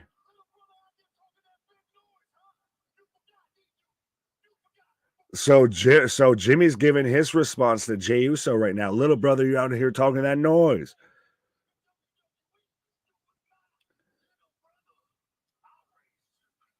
Jimmy is just like so over the top. He's like a goddamn comic book villain here, almost of insanely over the top. But so we're getting an acceptance to the challenge. So let me know how you're feeling, folks. We're gonna get Jimmy Uso versus Jey Uso at WrestleMania in the city of brotherly love. And it almost seems like every 15 years or so we've got to have two brothers have it out here. Yeah, so we're gonna get Jimmy versus Jay. And again, I know everybody's, oh, well, the WrestleMania card hasn't been built that much. But we're really solidifying and cementing the entire card, especially across 2 nights here.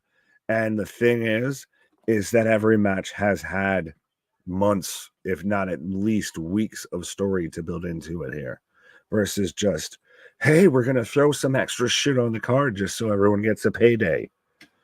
But I've got Randall Keith coming out right now. So again, if you haven't done so already, A, let me know who you're taking for this match, whether you're taking Randy Orton or Grayson Waller, and B, if you haven't done so already, hit that like button, hit that bell notification, hit that subscribe button, because we do this for every show out there. Like I said, I got Randall Keith coming out right now. It's official. Jimmy versus Jay. Yes, it is. Too predictable. We knew this since SummerSlam last year. But so how is that fucking predictable? Like, okay. I get it. If you're one of those of saying that, like, well, why did they wait until now to announce it? But I'm still excited for the match. Like, even if you knew it was coming, tell me you're not excited for the match. Scott saying Jimmy versus Jay, let's go. Absolutely, absolutely.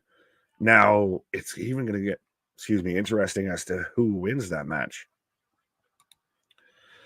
Jimmy versus Jay, no contest. Rikishi will be there. Either Rock or Solo will stop the match, and Jay will be the one to screw Cody. Bold strategy, Cotton. There's layers to unpack with that. Could Rikishi be the special guest referee? Perhaps. Does Jay all of a sudden turn heel and screw over Cody? Unlikely. I feel like there's 1 to 2 other turns that you could see happen in that match before I'd say Jay turns, but not out of the question. So, like I said, bold strategy, but I'll hear you out. Logan interferes and Grayson wins. Fair enough, James. Manaki should be there. I feel like I halfway understood with what you were saying there because of Quiche, but beyond that, you kind of lost me. Might be the vitamins. Jobs is taking Randy. Jim and Jay going to move the same. Paul, what now? I think you just typed the same. Do they do the Spider-Man meme, or in this case, the Samoan meme? Yeah, maybe. But I don't know if they're going to literally do the fucking, Doink the Clown mirror spot shit. I see JV, what up? I see The Rock's ego get so massive he takes the title away from Seth and interjects himself into the Roman and Cody match, and Cody walks with both titles, perhaps only the world title. Bold strategy. I don't see that happening at all. That's a whole reach and a half. I don't you didn't pull your back out with that. Maybe take some ibuprofen. But yeah, I don't see that happening. I think if anything, we get either the Mike Tyson kind of swerve that KJ's talked about to where Dwayne clearly turns on Roman, or we get something to where it's much more that Christ, you could even have Roman retain, and there's still enough that causes some minor tension between Dwayne and Roman that carries on up until, because the rumor out there is that they're aiming for The Rock versus Roman at Saudi, but allegedly because of Dwayne's filming schedule, that it won't fit. As I guess we won't have to wait about well, I mean, we will have to now, but so we've got Logan Paul coming out here. I was going to say we won't have to wait about him showing up later because he's showing up right now. So he'll probably be at ringside, if not on commentary here. Now, is this where we're going to turn around and get Kevin Owens? Because this is taking a little bit here, I feel, at the start of the top of the hour here. WWE's tried this before. Matt and Jeff at Mania didn't really get over as well as they thought it would. Well, I would argue that both Jimmy and Jay can cut a better promo than Matt and Jeff. I will say that. So I think they'll, make it more compelling. Juan saying no contest. Jobson saying Logan at ringside. Seems to be. Lucha Logan is here. Oh, God, don't say that. But so, yeah, he's chilling at ringside. So we've got very much a damn near established faction of the douche canoes, as KJ's called them, of Austin Theory, Grayson Waller, and Logan Paul. But right now we've got Grayson Waller taking on Randy Orton, as Randy's right now just raining on shots on Waller in the corner here. Just straight looking at Logan the whole time here. Mucha Lucha. We're just now doubling up on it. I didn't mean to click that. There we go. I'm so sick of Logan Paul, I turned off the channel. Well, at least you still got us going. You don't have that. Always come back. At least to watching them. Stay here, watch us. Logan Paul, Pee Wee Rubin is here. Somebody get me some Pepto.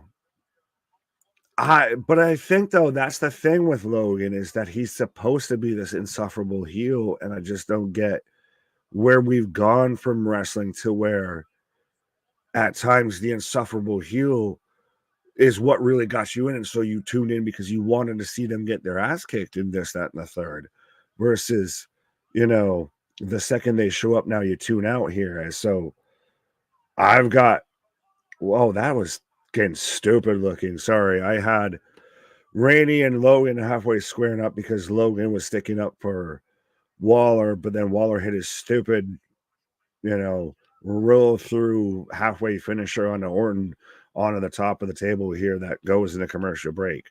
And again, remember, AI Hogan and AI Austin can't hurt you. They're not real.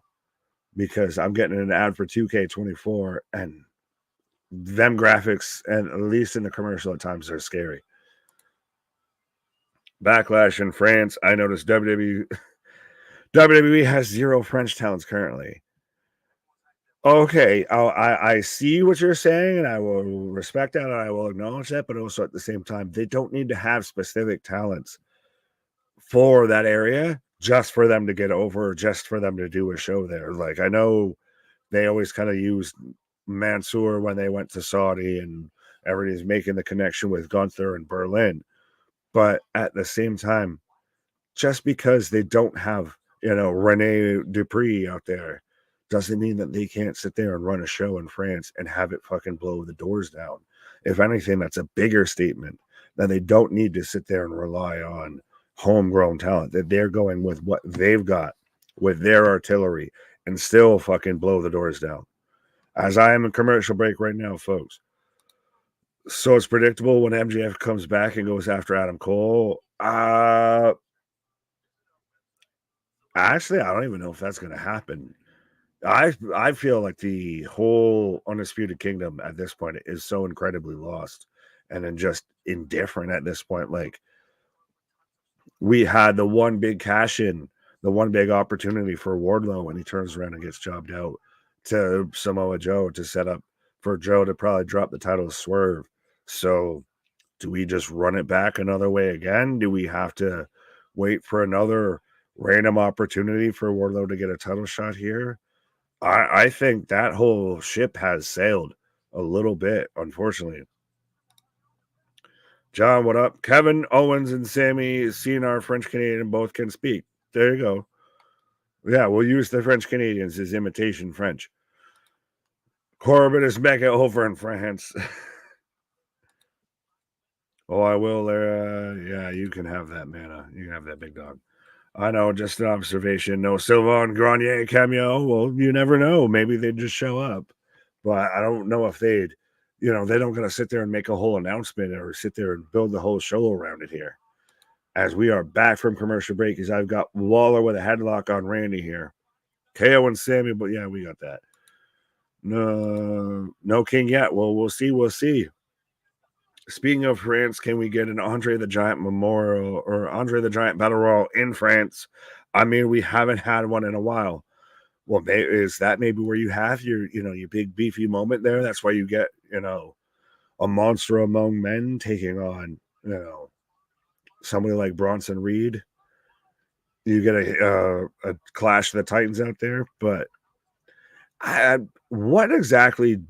Can we answer this? What does the winner from the Andre the Giant Memorial Battle Royal ever actually win outside of just, I guess, the opportunity to be in it next year? As vintage Randy Orton there with the super fast there, side suplex or side body slam. Now we're going to get the drape over DDT. It's still, they're pulling in the 2K rating. So in case you haven't gotten your copy, again, hashtag not sponsored, 2K24 out right now. Randy's taunt button was stuck. Oh, big back body drop onto the table again. And this table is still not broken.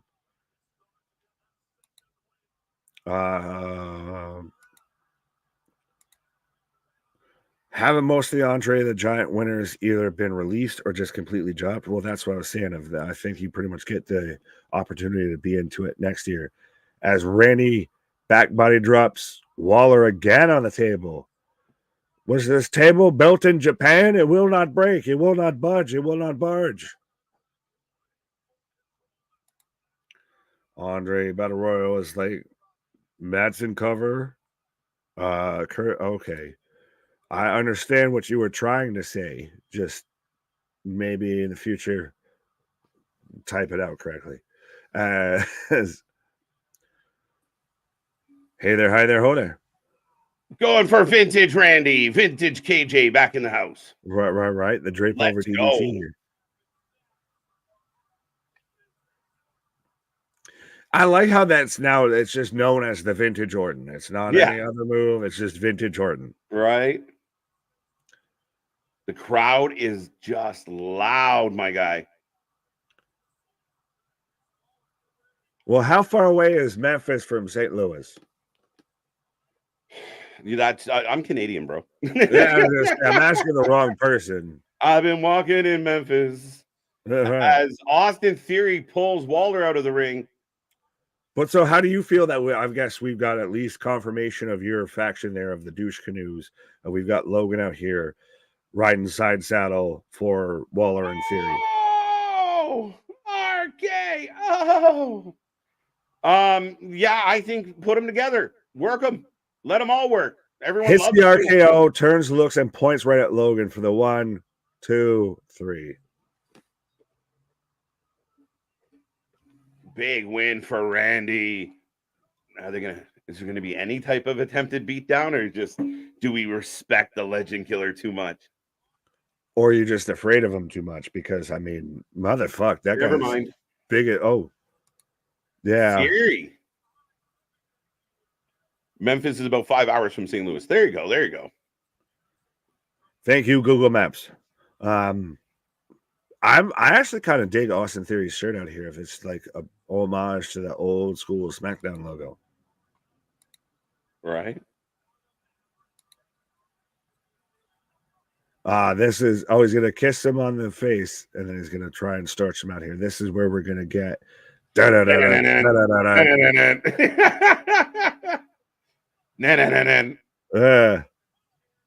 again, called it. Oh, there goes Waller. Caving like a Kevin ball. Oh, right. Now, the fun part is that in the actual real time that it would have taken him to get from the entranceway to the ring, he could have starched out Randy.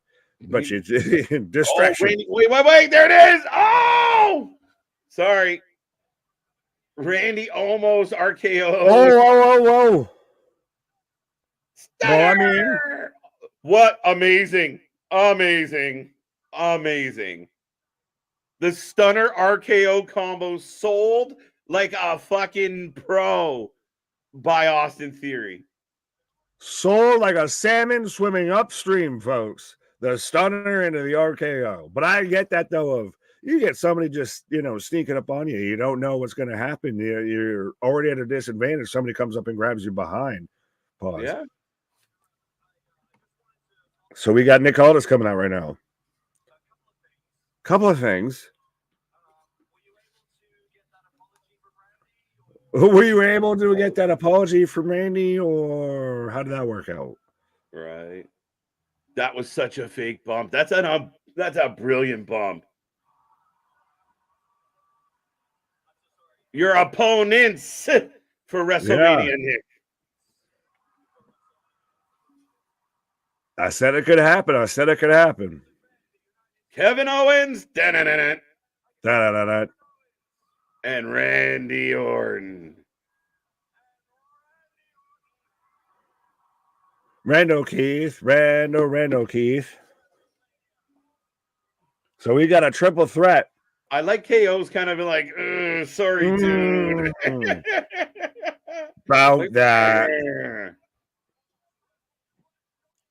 I like you and all, but about that.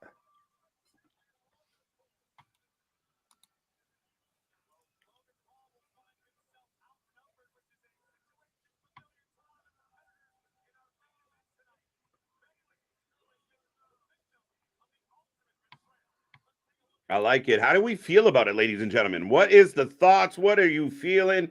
What do you got? I mean, we got a big triple threat for the U.S. title. RKO could win it. KO could win it. I want to ask your opinion, or is it just Kevin Owens? I don't know, man. This one's a tough. Tell me that's not a tough one to call. Absolutely. But Logan, you look like the guy, and he's your countryman. So right? I figured that was just so tempting. I figured that was just obligatory.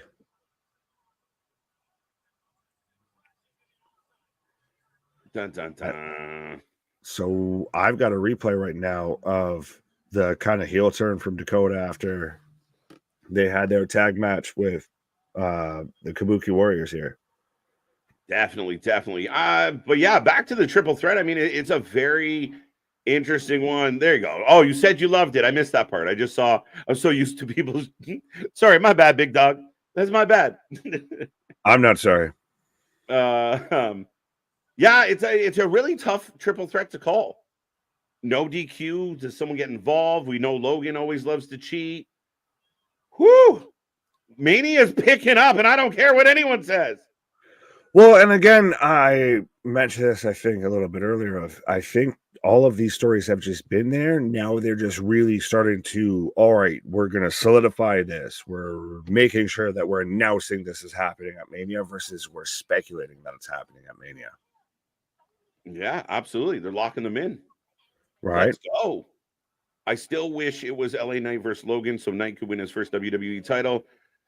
I mean, originally, that's what we were kind of hoping for. I don't mind this rivalry with AJ, but I'm thinking, we'll see how far the rivalry goes I kind of want LA to get over here and use AJ to launch him a little higher.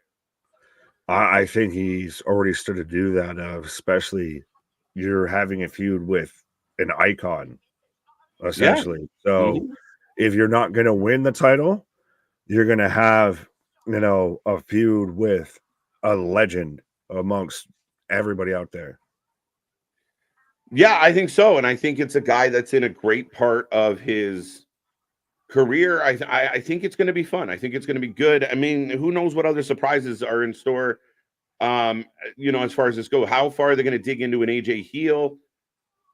I mean, I like it. I like a lot of what we're getting. I think Rhea and Becky. Oh, go ahead. No, I was just going to say, we did have Jimmy versus Jay confirmed while you were on your pause. So yes. How do you feel about that?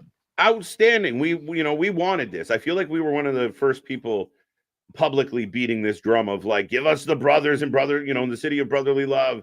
It will work. These two are going to kill it. Have Rikishi come out, even do a little dance pre-match. I don't care. Bring bang it. Yeah, have Rikishi be the special guest referee. No, I think that's not necessary.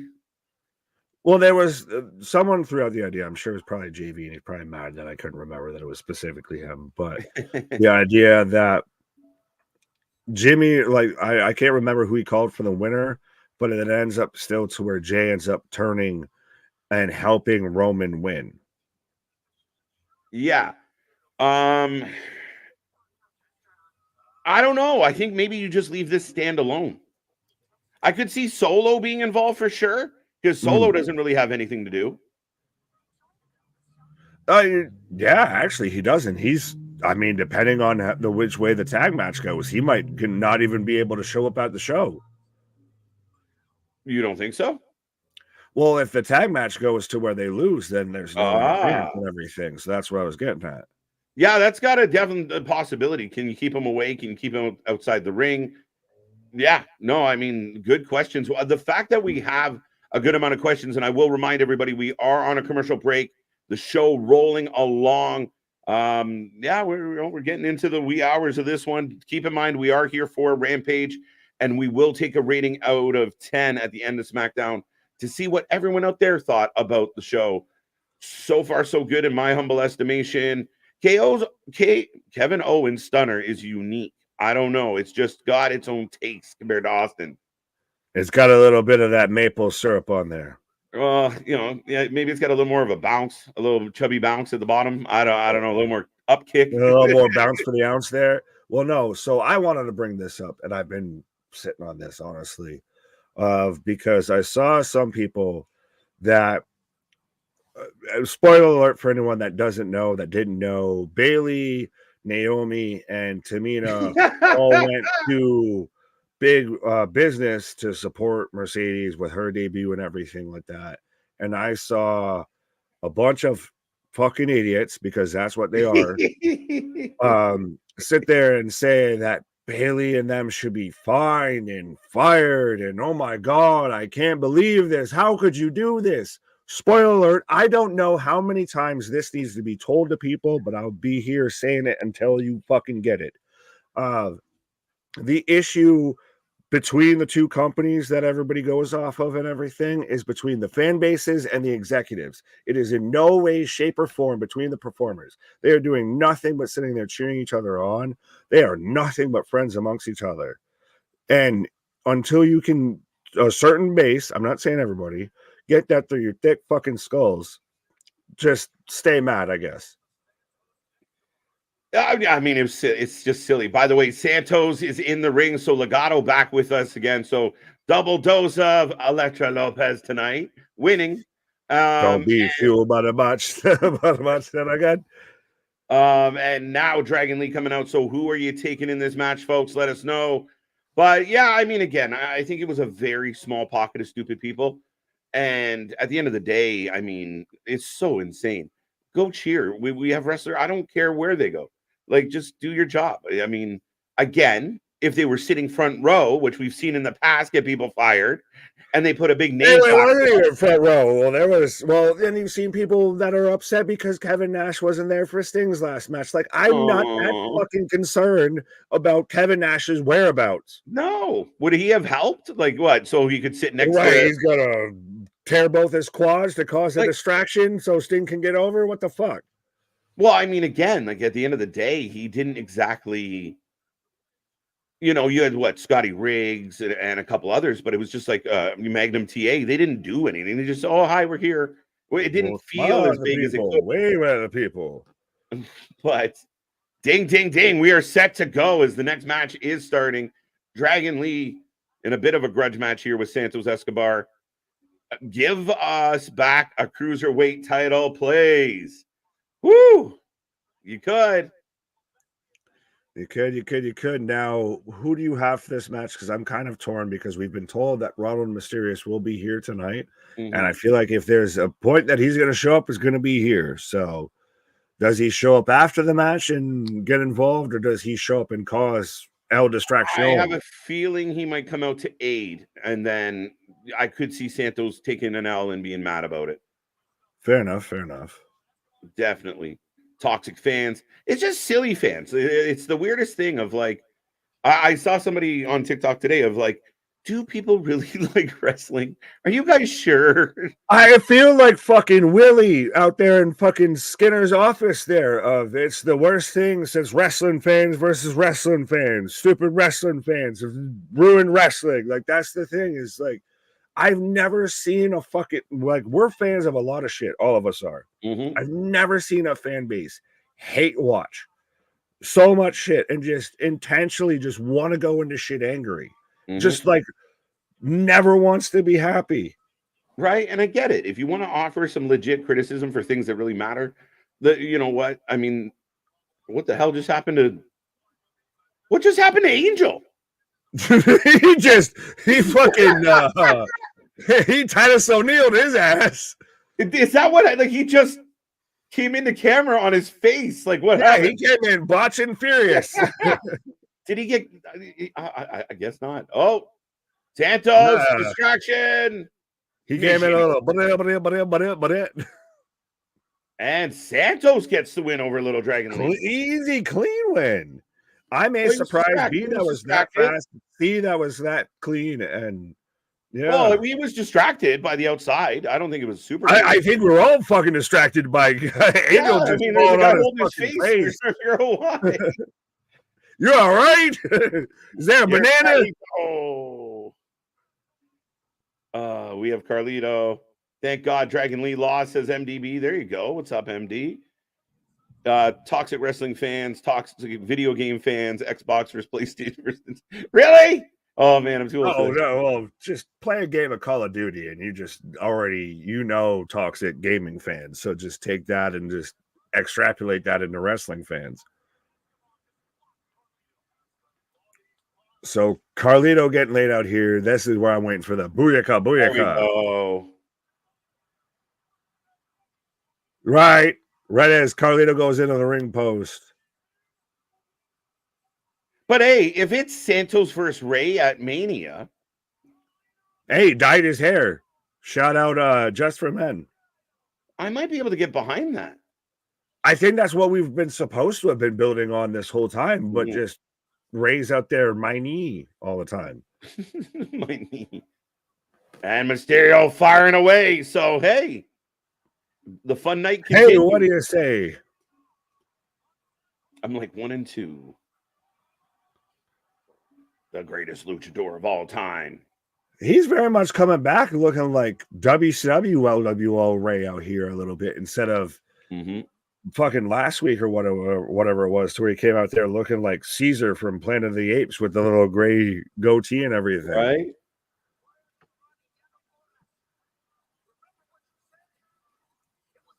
Ray cutting a promo.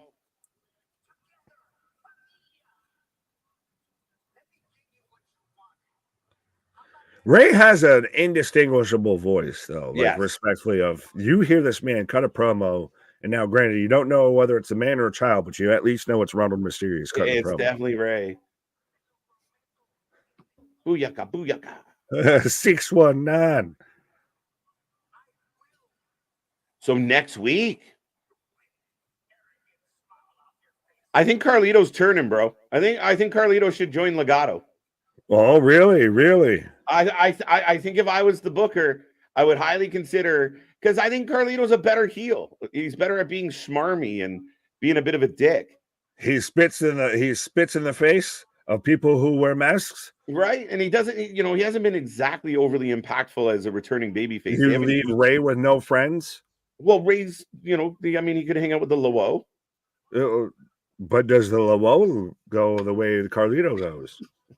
No, I don't think so. I think Carlito abandons all of them. Okay. Interesting. Not out of the realm of possibility. Right. Santos ain't scared of his deadbeat dad. There you go. Ray versus Santos next Friday. Interesting. That match brought to you by Telemundo. Ole. Thought we were doing this in Mania. Yeah, I mean, don't kid me. Like this, the next week's match could definitely end up in a weird kerfuffle, and we get no winner, which continues the rivalry until Mania. So, I mean, again, as far as you got to fill a couple shows before you get there, not a bad booking. Multi-person match at Mania just to fill some time on the card. Right. Carlito calls his cousins. we get a whole, like a triple threat trio. Los Maricos. Where's Savio Vega? Right. Let's get them all. Right. We got Primo and Epico. We'll bring in Savio Vega. We'll bring in all of the Samoans and all the Spanish.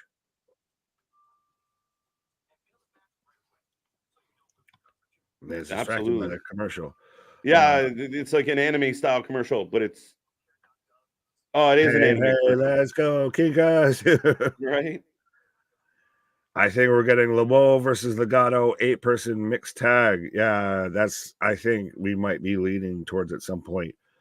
It feels like scramble match between all the lucha wrestlers here mixed in the jumble here. It definitely has that feel to it. So possibly right. As we are on a commercial break, folks, the night rolls on. We got about 30 minutes left in SmackDown. We're sticking around for Rampage. Couldn't Andrade be Ray's friend? Does Andrade get involved in this? I don't think so. I think he's supplanted on Raw at this point. So, and originally that's what we thought. Well, and he's also scoping out Dominic Mysterio. I can say words. Well, because he's had a couple interactions with them and kind of, last Raw, I thought he was actually trying to get into the Judgment Day. Yeah, maybe. Yeah. That's what they had been teasing on Raw of like, yeah, we like him. I mean, it feels like the obvious storyline of like, thanks, but no thanks. And then offended that you said no. And now we got to beat you up. So then he ends up in a tag match with somebody as we're getting an announcement for the UFL kickoff weekend. And let's go DC Defenders. Yeah. There you go. Yeah. March 31st.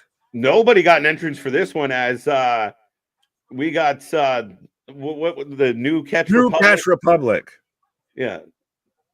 They sound like a fucking band that plays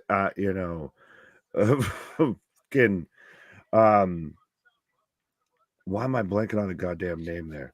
Not Woodstock, the other fucking Lollapalooza. We'll go with that one. Speaking of Savio Vega, he's the next candidate. That'd be interesting. Maybe not this year. Touche. Andrade is involved. Oh, Coachella. That's what I was fucking thinking of. I told you, it's like a lazy Susan. He'll come back at some point. Yeah. You don't know when. Yeah, the banana hammock Republic are in the house here, and they're going up against Pretty Deadly. Who you taking? Yeah, this is literally they're arguing for stage time out here. We've got the band, Coldplay taking on, the fucking, Thunderkin. Coachella. See, there we go. Right. NCR for the win, says Malik. Got Pete Dunne and Tyler for the win. The Bruiserweight for the win. Warp Tour. Good one. I like Warp Tour. Ozfest. Ozfest. Well, no, we're waiting for the done. Right. Any word on Sheamus? Not a fucking thing. Man shut down his Twitter. It's going to AEW. Fuck. I mean, if Sheamus, he wants $10 million a year. Yeah, how much money do you give Sheamus?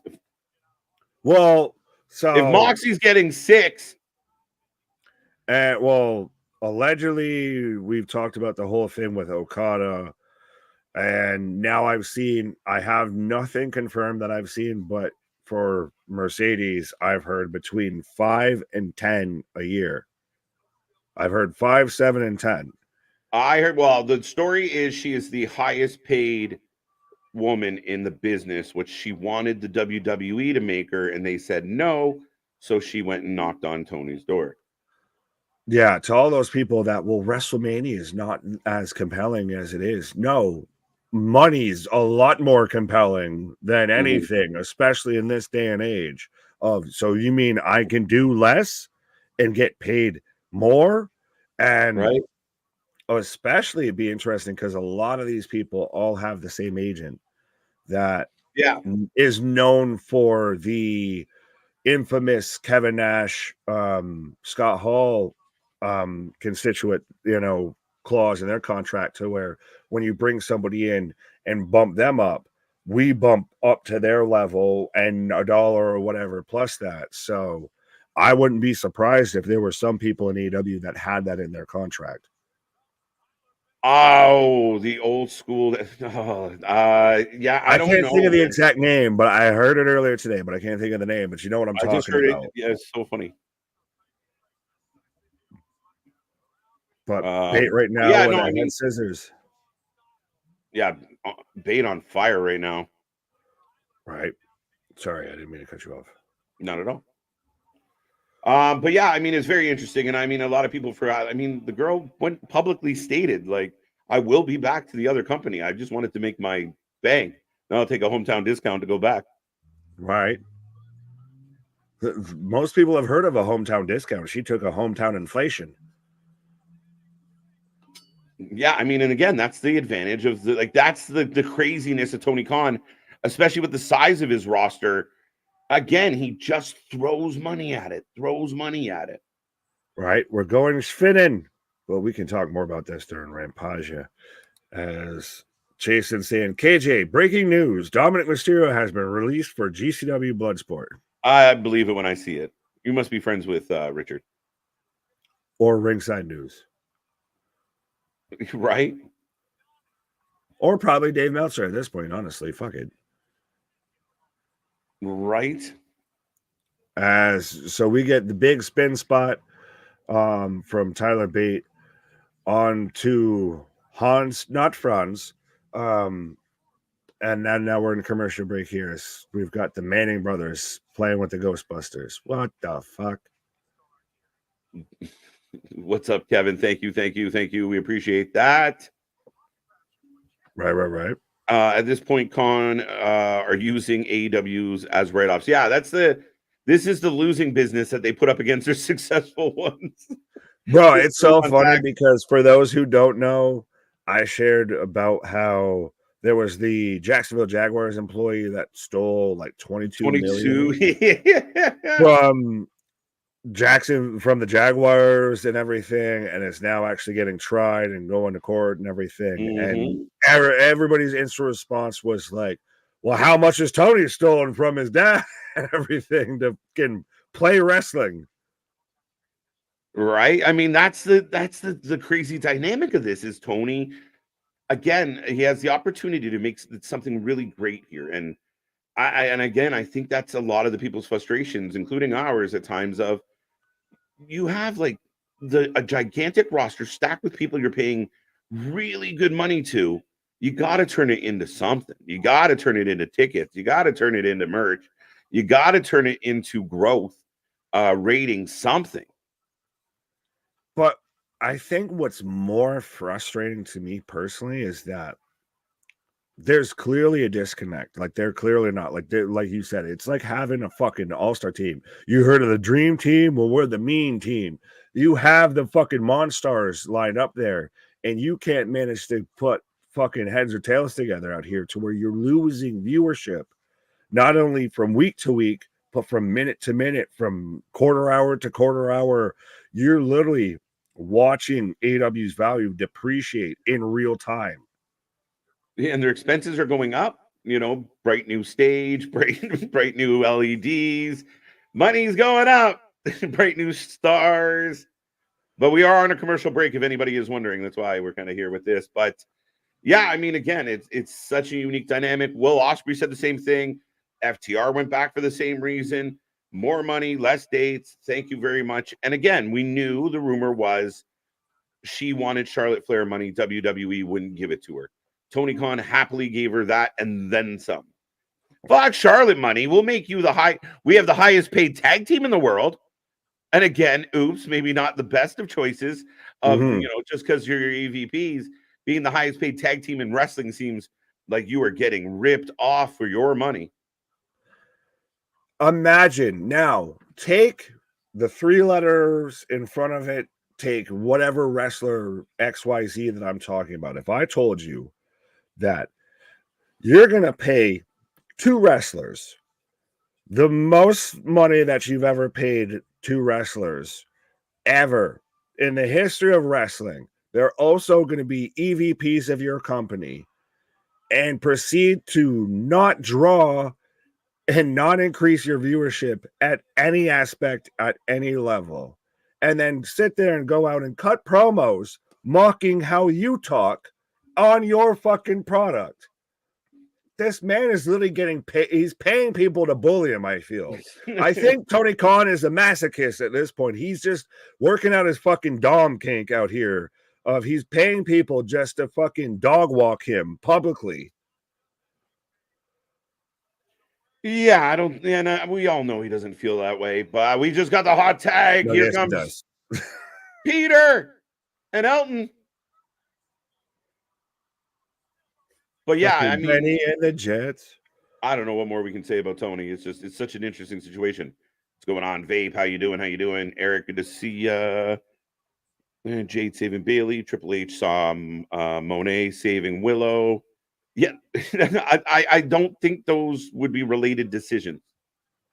No, and well, we can get into even still. We've talked about it unless you don't know why Mercedes and Willow even have a fucking connection. Mm-hmm. Oh, no way. Oh, big kick out. Thought we were going to get a roll. 1, 2, dos amigos, as we got little nature here as the referee. Definitely an interesting question here. Will Paul Heyman lose on his Hall of Fame weekend? He represents Roman. No. Probably. No.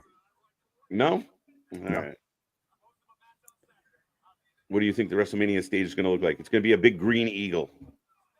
I saw someone throwing out that WWE should just do a giant bell on top of like how the little, because it's going to be obviously come out of the crack. And you just have a giant bell on top of that. Like, remember what was the WrestleMania stage where they had the ring on top of the ring?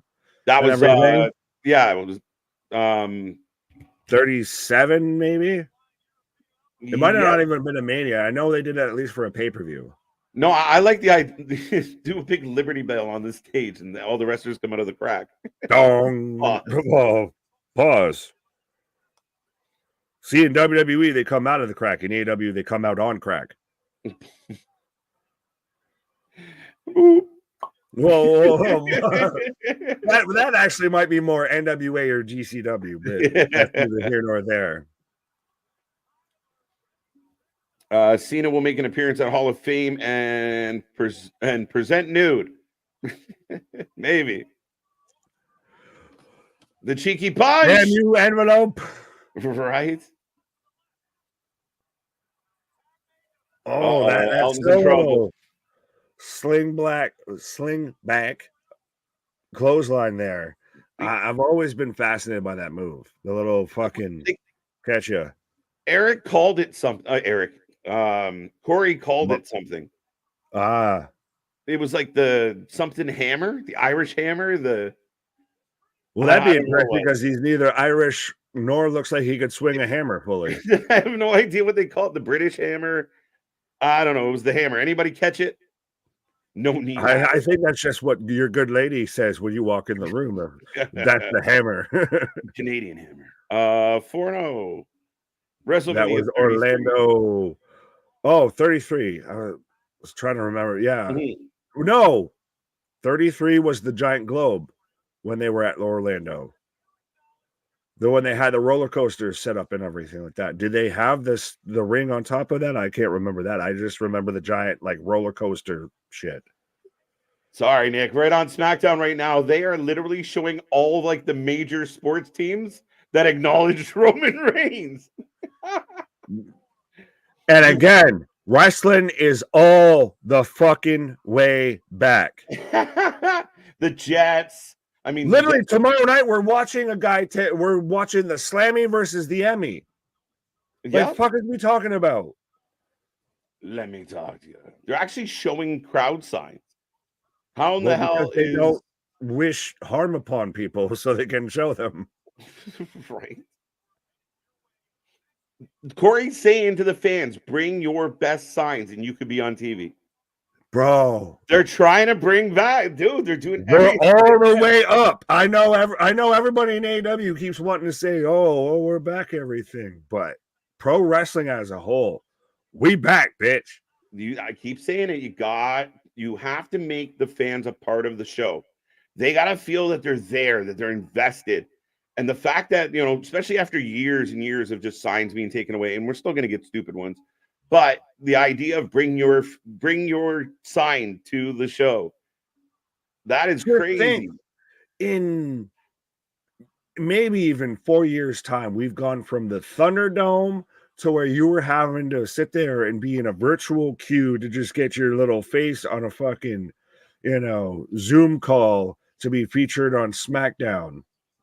To now we've got commentators encouraging fans, bring all your signs. We'll show you 100%. Well, hey, if you're going to a wrestling show and you bring a Wrestling for Life Network sign, make sure you let us know because we will shout you out to the fucking high mountains out there. Even Darby out there at the top of Everest will be able to hear us shouting you out. There you go. 4-0, 4-0, 4-0. Having a good night so far. Yeah, we're down to the nitty gritty. We're in main event time. So not much left to go on this Eve show. Again, not like a really solid show from start to finish. Really enjoyable so far for me. And again, it's not like nothing epic happened outside of kind of the Rocks thing was epic, but like everything else just was important and mattered the whole way through the show. It never lost the step. It set a pace and it kept with that pace. And it may have not gone from a jog to a full sprint, but it stayed at least at a jog.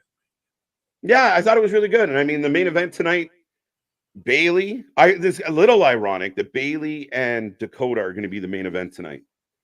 Coming off now, for everybody they put women's wrestling in the main event. Well, let's see how one stacks up to the other.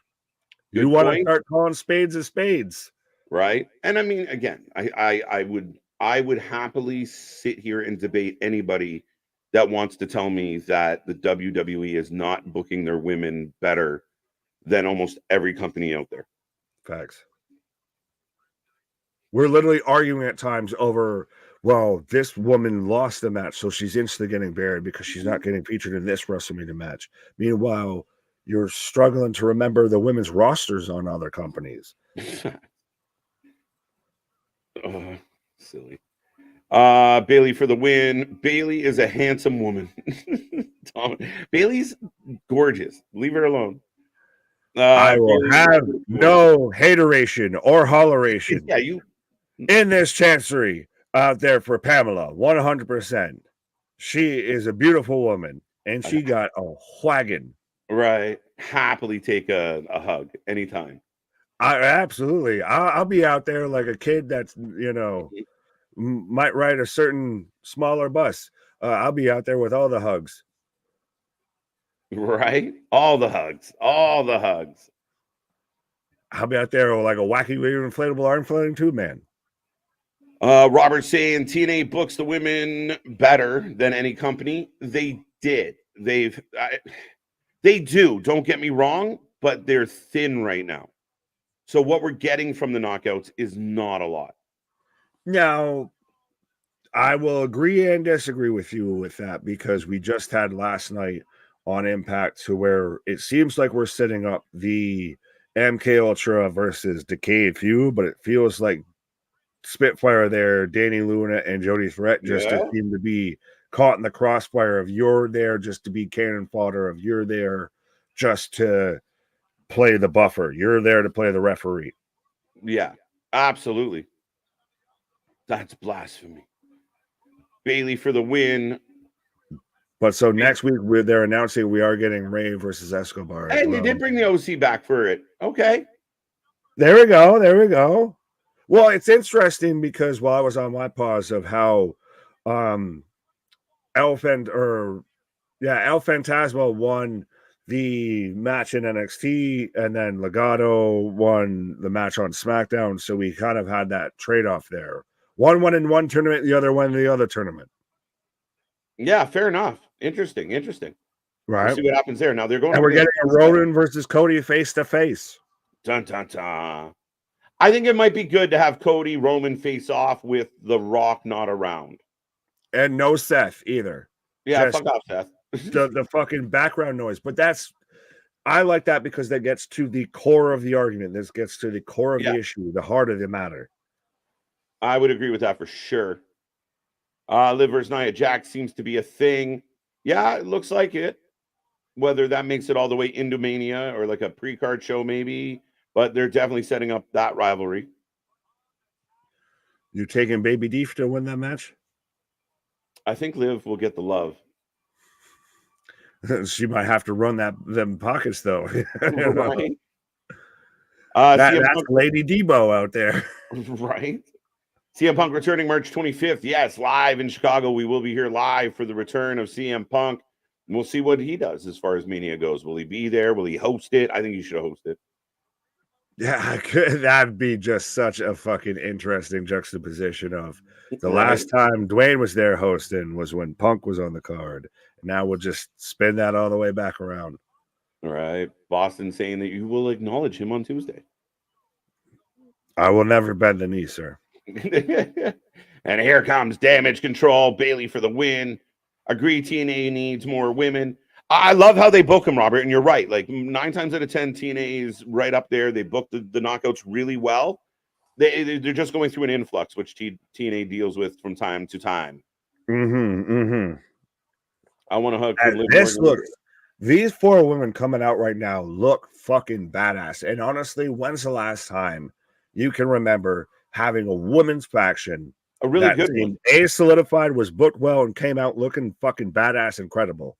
They look great. I agree with you. Like, it's not very often you have a well put together female faction. Right. This one works. Totally works. Yeah. You heard of John Wick? Well, we got John Thick. Dun, dun, dun. MDB saying I might be at the Raw on the 25th, so I might miss the stream. But you better goddamn have a Wrestling for Life Network over everybody's sign. As you're the one out there, appreciate. You better talk about it like you better walk about it like you talk about it, my guy. We'll send you a T-shirt if you can prove it. Right. But so we are underway with Bailey versus Dakota Kai. So folks, let us know who you're taking. We're getting the whoop that trick. Literally, though, Williams is over, bro. If there was ever a doubt, right?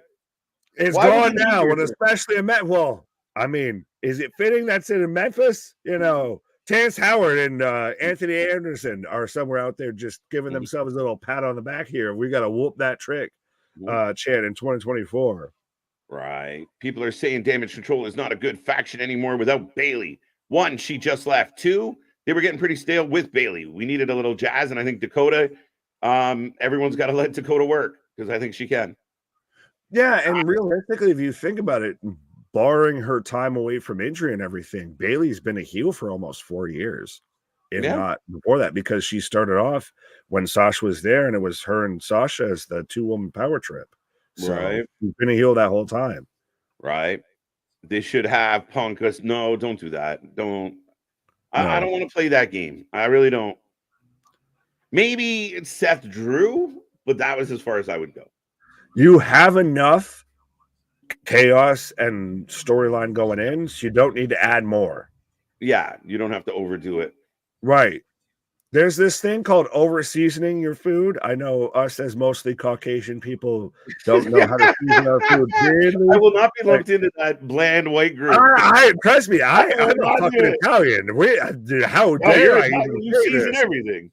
Right, garlic. Let's go. But I know us as most Caucasians tend to be used to bland shit, but there is this term called over-seasoning, which can happen. Right.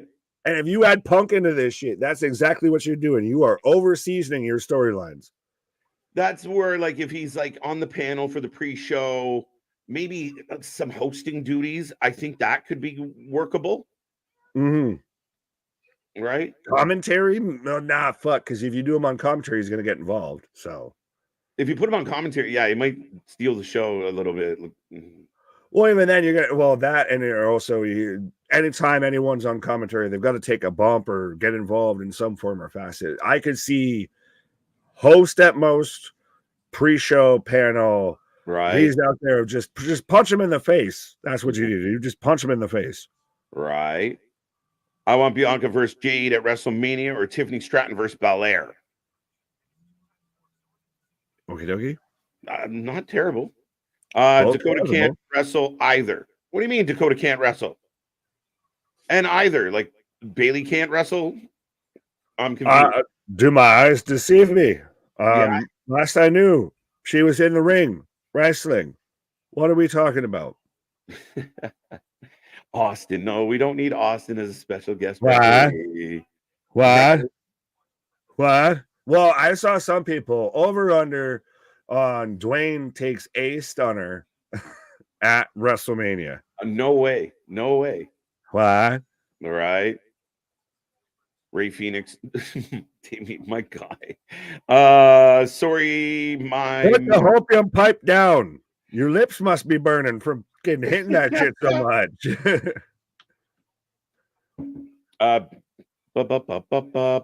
Thank you, AJ, for that one. But yeah, folks, we are rolling along. We are in a commercial break. We are in the main event. If you haven't made a prediction yet, who you taking, Bayley or Dakota Kai? Who do you got? Oh, Dakota. First match back. Babyface losing on your way to the WrestleMania, and she's outmanned and outgunned, and this is where she has to establish maybe I need some friends because I clearly can't contend with having 3 other people at ringside here. So I'll take Dakota for the win. That's not a bad show. I'm almost thinking Bayley by DQ. As Asuka's out here trying to cause the distraction. Can I start calling Asuka Violent A? Because she looks like she's a fucking juggalo or something. That's Big Dog pointed that out as well. What was it Dakota Kai said in her lame promo again? I can't remember. Which promo, when, what time? Like, you can't just throw out fucking obscurities like that. Yeah, I don't know. I thought she did all right. We're human beings, not Google. We may get Jade versus Nia. I mean, possibly KJ and Nick. I do not think so. No. Even though Jade is not official, is she? No, she's officially on SmackDown. So yeah, no. Liv. You might get Liv and Nia. Yeah, you're gonna get Border Patrol essentially. There, you're gonna get what is called police stop and frisk. All right, Bayley for the win. Kai setting up for the superplex as Damage Control's cheering her on here, which, by the way, to anyone that said that Dakota Kai wasn't wrestling, I present to you Exhibit A. I don't know if he meant wasn't wrestling or can't wrestle. Well, I think that just means he needs to clarify what he was saying. Because right? And I think the answer still stands of like, I think we're doing okay here. It's no, all of the above. Silent A. This match is great, to be honest. Oh, absolutely. Oh, counters the belly to belly. Oh, the Pele kick from Dakota out there. Shout out AJ Styles.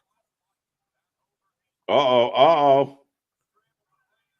But I like, though, and especially because Bailey's the founder, she's the one that, she's the godmother instead of the godfather out here. She's anticipating all of these fuckers to come. Yeah.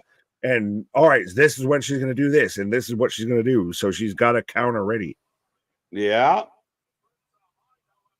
And Kai eating a power bomb and then some right hands. Right. Ground and pound. Oh, EO up and in. Dumps out Dakota. Oh. That should ring the bell, ref. That's stupid. 3 women have entered just because not one of them have landed a punch. The minute you get to this situation, the match is this is fucking call it off. Yeah, just call it. Like, fuck, what are you waiting for? Right, there we go. It took EO finally actually landing a shot, which, though, EO, go you fine. I like that whole 90s outfit get up there with the fucking stirrups and the jeans and everything. Here comes Naomi. We're feeling the glow. Kick to the head. I hate that they changed the theme song, though. Yeah. Oh. And again, another woman that to a certain fan base, a certain diehard tribalistic cringy group that thinks that these women should now be suspended because they went and watched Sasha. Why is Asuka selling the limp so hard? Maybe it's not a sell. That's I don't know a spot that required her to. She's limping pretty noticeably. Ring, and I don't know why. She got that stanky leg. These literally look like 2024 people who shop at Hot Topic, honestly, because they all look like they watch anime and listen to metal. Oh, that was fucking brutal. They sat there and bridged this woman out and literally fucking, hung her out there as EO hits a moonsault. And for everybody out there, I'm one of them that said they're not putting an emphasis on this feud. This is how you're ending the show, is they decimated Bayley here. And they actually kicked the shit out of Naomi in the process. So, Bayley gets a little bit of assistance, not enough. Who's going to be the next one to come to the aid? I'm really curious what happened with Asuka. I didn't see a spot that required her to sell the limp, and then the limp didn't ease when the new person came out, which usually, how the wrestlers forget. Right. So I don't know. Yeah, no, that she was doing the stanky leg the whole time, just out of nowhere. She zigged, I feel, when she should have zagged at some point. I never saw anything that would have called for her to be working the knees. So yeah, let's hope that's minor tweak of something. So this close to WrestleMania, you're like shit. But I mean, not necessarily in a prominent anything right now, but still, you don't want to see her out. Oh, absolutely. But even then, that they sat there and goddamn hammocked Bayley out there, setting up for EO's finishing moonsault there.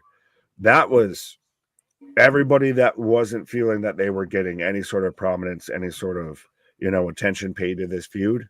You can have that right now. They ended the show on this. And if we're gonna go women's match that end of the show versus women's match that end of the show, I'll take that women's match versus the other women's match. Much better match overall. Yeah, I mean overall the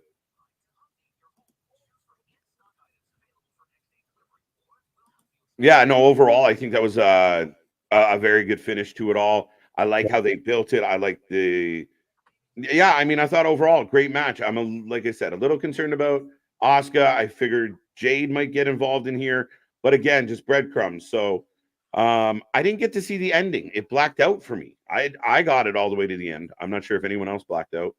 Yeah, I got it straight through to where they had the lower third, everything. So yeah, Asuka looked injured. My channel went out for like 2 minutes. Interesting. 8 out of 10. Now, if I was Tony Khan, I'd be sending fans to the WWE shows with shit that they got to keep blinking black all show long. 5-0. Fuck you. But I am starting off with Rampage. I've got the whole intro, which Mercedes there, Sasha's already been included into the little video package. There you I've go. got Pyro kicking off.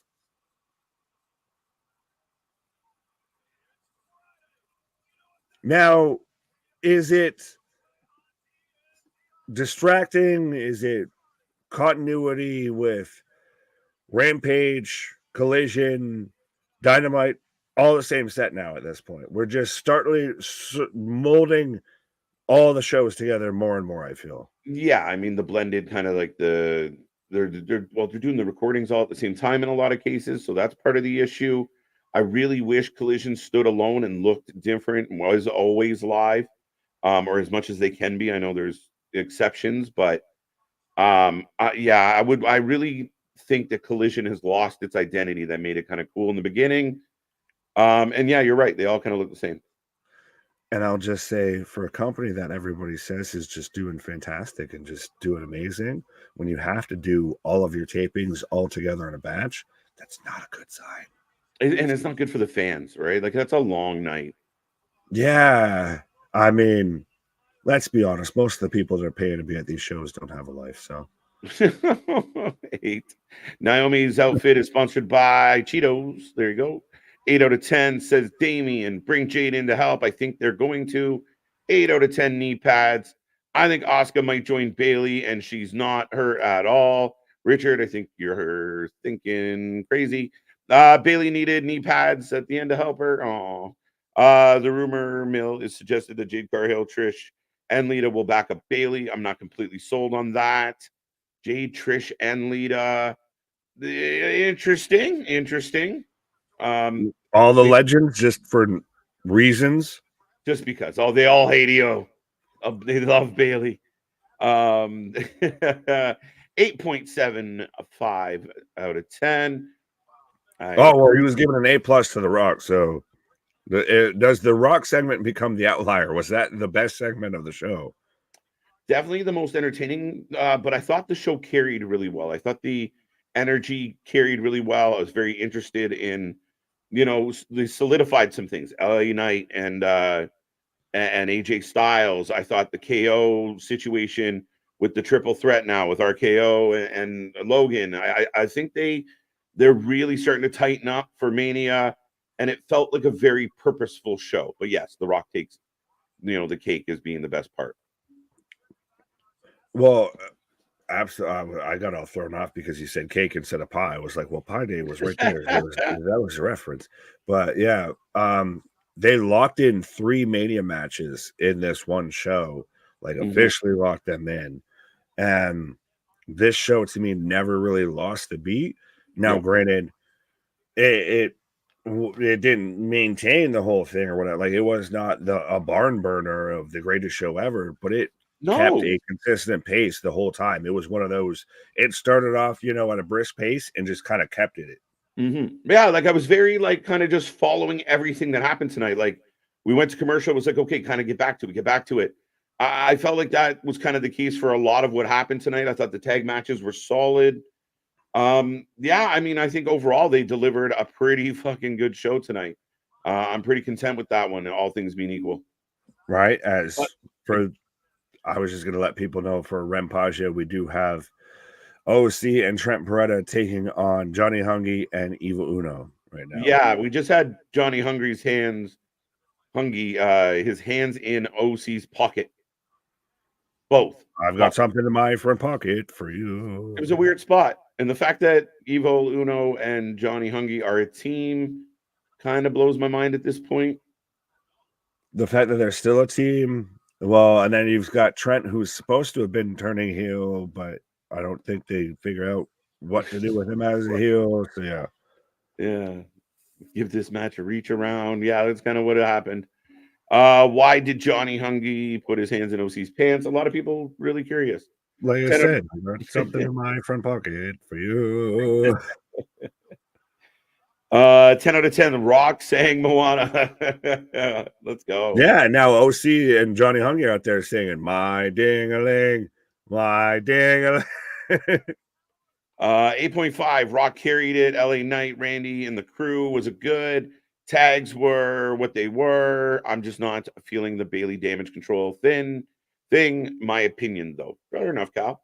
I like it. I really like how they've kind of gone through the process right now. And we knew Bailey was going to get jumped. We gave us the old kind of Triple H storyline of like, I overheard what you said. I like it. And I mean, I'm a big fan of EO. Maybe that's part of it is I'm really looking forward to them, at Mania. Oh, absolutely. I like that they actually put a focus on that and it didn't seem shoehorned in there just to do it. It Right. seemed validated and justified. And I like how Kale's out here said 8.5, like that's a low number. Like, let's be honest, if you're giving it an 8.5 and you're talking about it being a low number, that's a fucking great number. So yeah, and I mean, again, we talk about The Rock carrying the show. I didn't feel like that because they got him in, they got him out tonight. Like he wasn't there forever. He was definitely obviously a huge high point, but the show could have dragged after he left. There really could have been a real big drop off where we were like, oh fuck, longest 2 hours ever. But I feel like they did a really good job of not letting that happen.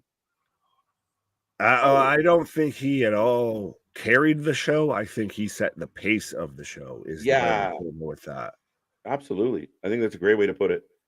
As Uno gets a 2 count. Well, right after he eats a back, or Johnny Hungy eats a backpack stunner and all of that. But is this a qualifier for their tag tournament? I don't want to know. I'm at this point, respectfully, I kind of just want this off my screen. Right. Like, hey, between Johnny Hungy out there reaching into people's pants and even looking like the fucking gimp from Pulp Fiction, I kind of don't want anyone watching this. Mm-hmm. Maria May and Tony Storm are in action tonight. Are they really? Yeah. Are they taking on other people? Or are they in action amongst each other? Yeah. Are they teaming up? I think remains to be seen. There you go. Boston reminding you. Well, yeah, you can have that. But see, Boston, you can still acknowledge us every night, all the time, because we're here covering everything and anything when it comes to pro wrestling. 4 hours. I like someone out here with Hello Matthew, all that, which shout out. We've been actually on Botchamania. Yeah, we were too spicy for YouTube in Botchamania. That's true. We got him in trouble. Rebel. Yeah, we swore too much. We said the naughty words. 3 hours. I saw the correction here. So 3 hours of AEW next week. Rampage will be after Dynamite. Is that facts? I don't want to think about that. That's bad. That makes for a long fucking Wednesday. Well, and even then, I'm thinking about it though. If you go right now, rather than, how AEW is thriving so much, we can do this. And remember when Collision and Dynamite used to be in different cities and everything, have different, tapings and everything.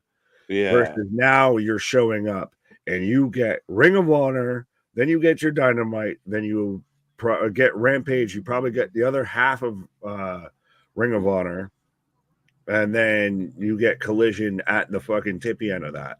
Or I think in Anthony's case, to where they did it the next night over, to where he was even there and said they taped off like half the fucking arena. Oh, no, absolutely, for sure. And this match still rolling on. Not a bad match. Again, kind of an all over the place, there are no rules match, but not a bad match entertainment-wise. So here's the deal. AEW Rampage will air live next Wednesday. No Collision due to NC2A tournament. Oh, so how I thought I was going to lose Smackdown or be way behind on Smackdown because of college basketball. They're playing basketball. Yeah, there you go. So 3-hour Wednesday, nothing on Saturday. There you go. I don't know if that's the best of choices, Tony Khan. I mean, on one hand, for us, would you rather trade a Saturday off for 3 hours on a Wednesday? Saturday early off, Friday would be nice. But I think we got. Is there? I don't know. No, we got a SmackDown after show. That's what we got. Spoiler alert for our future scheduling. Right. Why doesn't TK tell some people to lose weight? That's an interesting one, right? Because everyone's supposed to come in different sizes, and I think as long as they're not unhealthy, it's an interesting question, right? Right. As a husky fella, I ain't telling shit to nobody. Mm-hmm. I was trying to make a joke. I was going to say, well, because Scott Steiner doesn't work there to tell everybody they're fat asses. He's got to bring in Scotty. AEW is 3 hours next Wednesday because there is no collision next Saturday.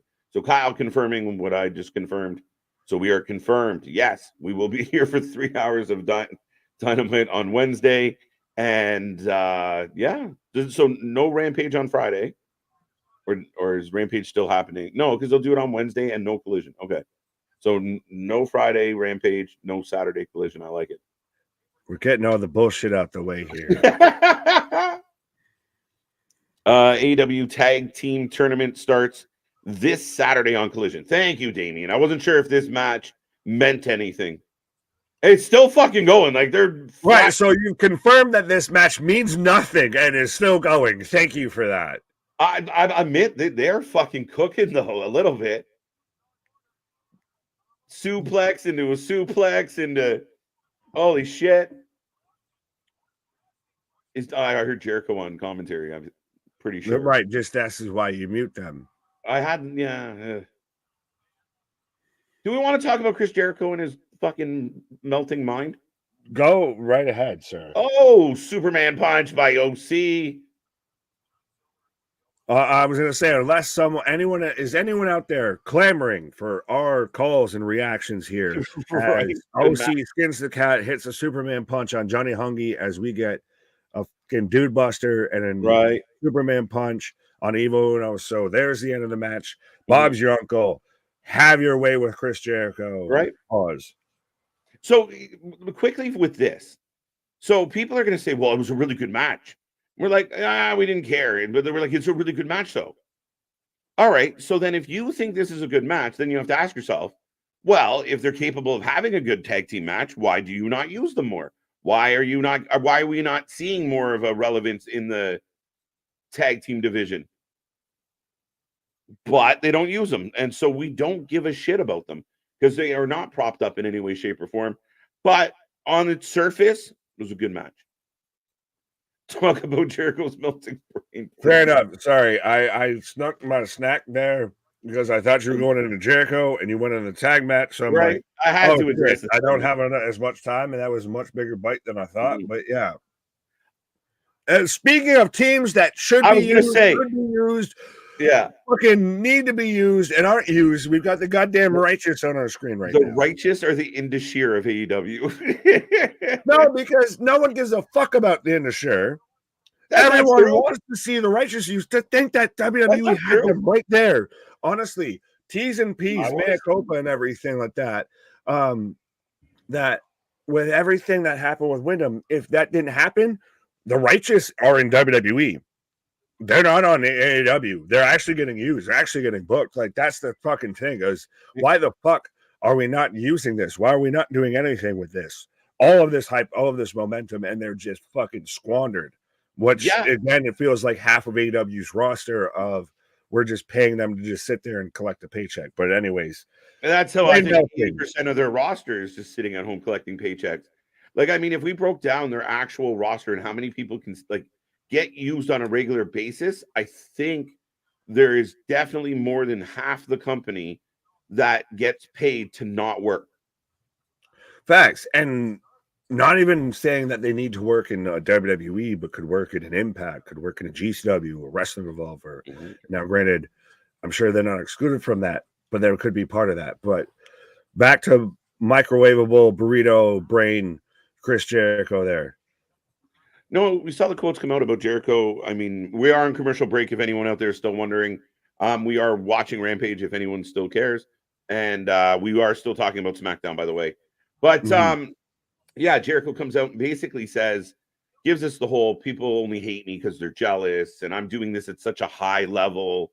And look at all the people I like. The guy legitimately believes that he is being hated just out of jealousy. The haters just hate me because I'm still doing it and they can't do it. And that, he's gotten all this young talent over. And even as he listed them out, you could check off like, wrong, wrong, He really, really thinks he's doing good. And I'm lost because I've watched all of it and I don't see it. I don't see what this motherfucker sees. I don't see it. I'm beginning to question, honestly, amongst a certain group of wrestling fans, and it could just be because I'm exposed to fucking Twitter and social media with shouting out the channel and everything with this, of like, do we have a different set of eyeballs or different genetics that other people have and everything? Because like, I think this is literally just the biggest indictment on AEW from top to bottom, literally from fan to performer to owner, that they really are. I don't even want to say stuck up their own ass so much, but they literally just they see nothing wrong with. They're seeing an entirely different narrative play out. Like you said, Chris Jericho thinks, "Oh, I got Darby over, I got this guy over, I got that guy over." Fucking when? Would you like to source any sort of material on this? Would you like to provide any sort of explanation? Fucking show your work on any of this? No. Well, then we're just talking out our ass here. It's this continued, it's not us, it's them thing. It's just now it's reached the point of it's fucking delusion. Like now it's literally point blank obvious. Like you could make cases before that maybe you're hating or okay, well, maybe it ain't this for you or this, that, or whatever. Now we're at the point to where we're taking on fucking water and we're acting like we're fucking cruising here. Cruising. The Jericho cruise. Right. But yeah, no, I mean, that's the issue. And I just read his quotes and he's so full of himself. And we watch him show up and he's thinking like, as we're back with the goth girls and the creepy brother. But yeah, I mean, again, it's just really fucking it's insane. It is completely, I still got it, but you don't, and you're having slow matches and nobody's cheering you the way they used to. You need a break. Him trying to the fact that he even suggested that people from the Jerk Off Society got over because of him. What? More of a nepotism hirer. Ava Rain or this fucking stroke off here. The only difference is Ava never came out and said, no, Rock never came out and said, my daughter's only here because of me. So you didn't have Dwayne out there petitioning, saying, please hire my daughter, please hire her. Used him yet, Tony. Right. But that's the thing. You call that out, and there's some people that literally, like, do they have fucking blind spots that just don't exist to the rest of us here? Like, I'm starting to wonder what the fuck is happening. Like, how can you be this fucking blindsided and put these level of blinders on to where you can't even try and acknowledge that maybe there might be a fucking issue, that the ratings within a year have gone from over 1 million to under 800,000. We've lost 600,000 in a single year. That's a fucking problem. And to act like everything's fine. Now I'm scared because you don't recognize that something's wrong. And now I'm terrified because the captain doesn't recognize that there's an issue, that the plane's going down. That's the biggest dilemma is, again, and then you get guys like Brian coming out and saying the same thing and supporting it. Oh, yeah, we're killing it. We're great. This is awesome. Again, maybe we're just not aware of what their overall goals are. And we're just trying to critique them the way we do anything else. But at the end of the day, I mean, again, as long as the Jerichos of AEW are in the way, you're gonna kill your rating. You're gonna hurt your numbers. Get Jericho off TV. Get people that people want to see on TV. Period. It's this weird, we don't want to grow a bigger audience, but why we don't have a bigger audience is because fuck you, you hate us. Like, right. Wait, hold on. So we're getting a tag team match between Toni Storm and Maria May. Yeah. Versus God knows who. Yeah, nobody important. Versus, LMK. I was gonna just say one looks like just another version of Statlander, and the other looks like a parallel universe Billy Starks here. Yeah, MLK is interesting. Like, lick my paws. What are we saying? What are you trying to accomplish with this? Well, there was a WWE faction called the Click, and if you put 2 and 2 together, you might be able to figure out. Right. Big Kevin Nash fans is what they are. Big Kevin Nash. Big ones. Before you know it, the ratings will be at 500K, then possibly on course for early 2000 WCW time. I really hope not, but man, I mean, it's not. There are segments taking big dips. People are just tuning the fuck out. You've had back-to-back nows with Mercedes in your main event. You had Okada, or you had Ospreay in your last main event. You had Ospreay versus Fletcher, and again, you brought this up earlier. That was arguably match of the year. If you actually are watching the wrestling, and again, so everybody out there that thinks we're just bashing AEW just to bash it, that was arguably match of the year. But no one fucking tuned in because you gave them no reason to. You had sat there and just ruined everything up until that they ran away in droves. Right.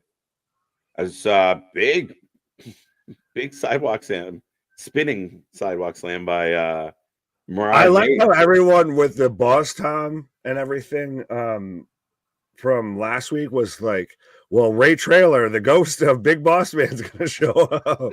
Right. How ironic would it be if Mercedes Moné is the first ever AEW women's tag champs? How fucking ironic would that be? That would be amazing.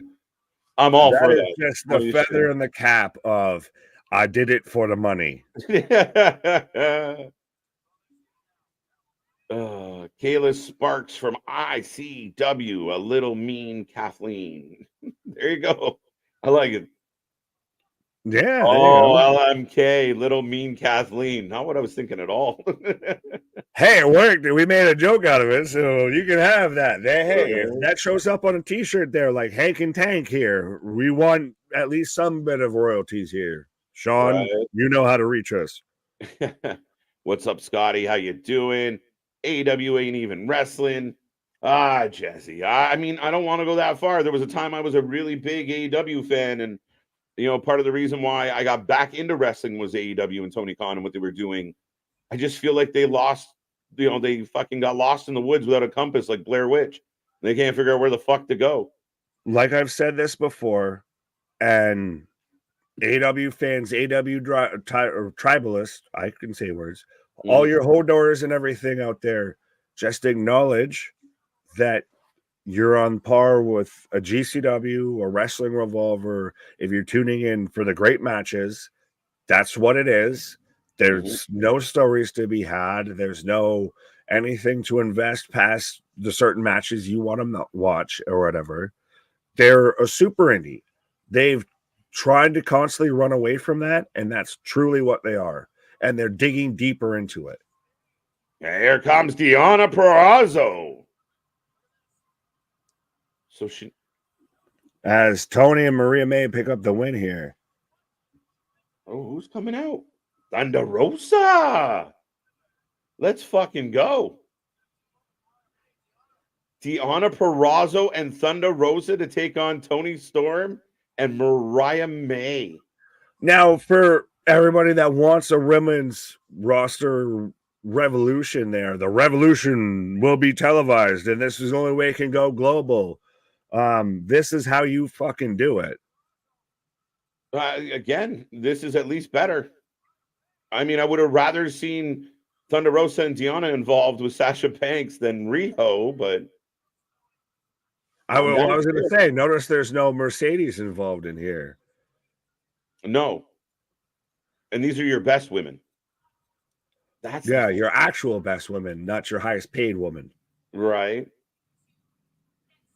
Interesting.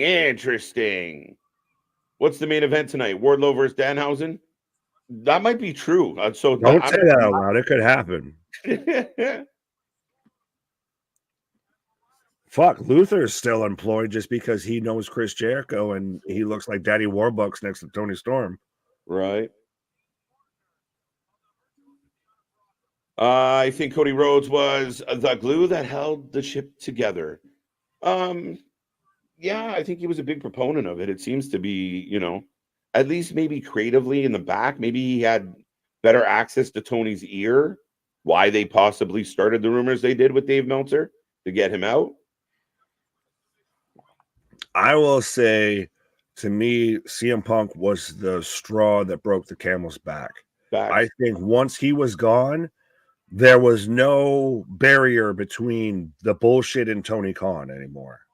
Yeah, and I think beyond that, I think the infighting and the constant back and forth on social media, like if you are a casual fan, all you're seeing reported was the negative shit and the Meltzer fights and the Moxley arguments, and I just think it hurt the company and it split the fan base because we're getting a Queen Aminata package. So at least they're trying to sell her, even though she's been here for a hot minute. Oh, but well, finally, again, 100%. Queen Aminata is fantastic. If she was in NXT, she's a fucking world champion. You're seeing her taking on Roxanne Perez right now and everything like that. But instead, she's out here. She's lost almost every match since she's debuted in AEW. Right. Sorry, I'm just looking at the bracket for the tournament. Who the hell is the infantry? Someone explain this to me. I've heard of artillery. We have to call in extra infantry. Who the are they as a tag team? They're just welcome to the show. Nice. That's literally what I thought you were going to say. They're just, and I said, guy. Yeah, I mean, I don't even know what to tell you with this one, my guy. Like, as they're taking on the House of Black tomorrow, they're the Izzy Dane of fucking tag team wrestling in AEW. Who the fuck is that guy? But here comes Takeshita with Don Fallis.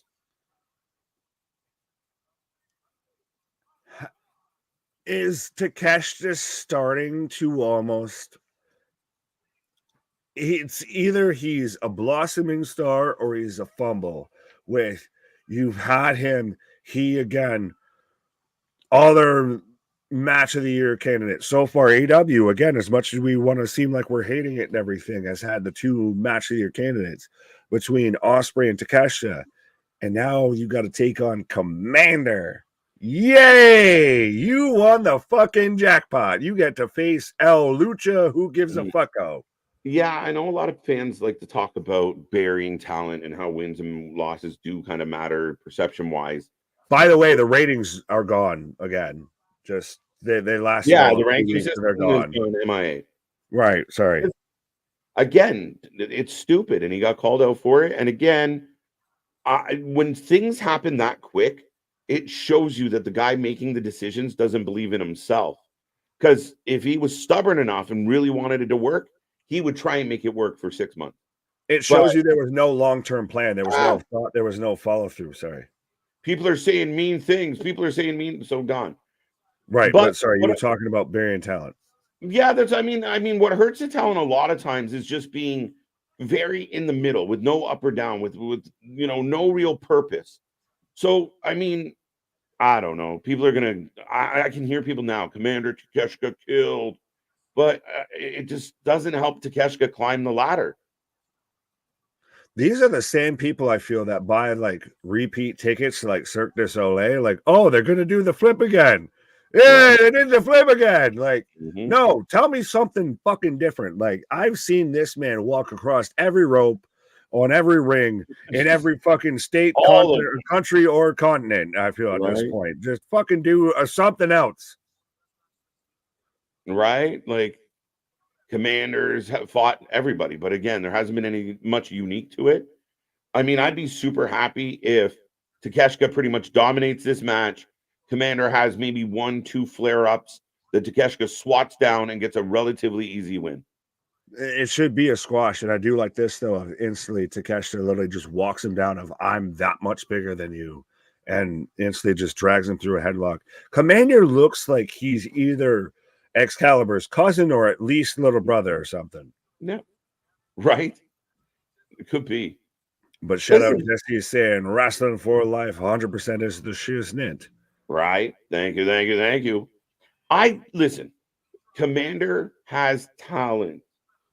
We have just seen him do the same shit in every single match. And in his defense, a lot of the matches he's been booked in don't make sense, right? Jay White, Jericho, Takeshita.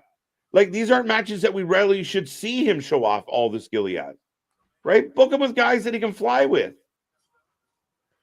But, well, remember though, there was like a whole month to where he was not on a show. He was on every fucking show. Yeah. Like he did Tony did the reverse of what he's done with Queen Amanada, etc. with him. Oh, To the extent of he was just on every goddamn show and he's involved in every big match and gets to win all the time.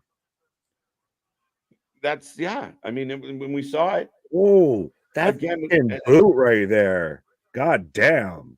yeah, we That definitely saw had it. just a fuck you energy behind it a little. Right.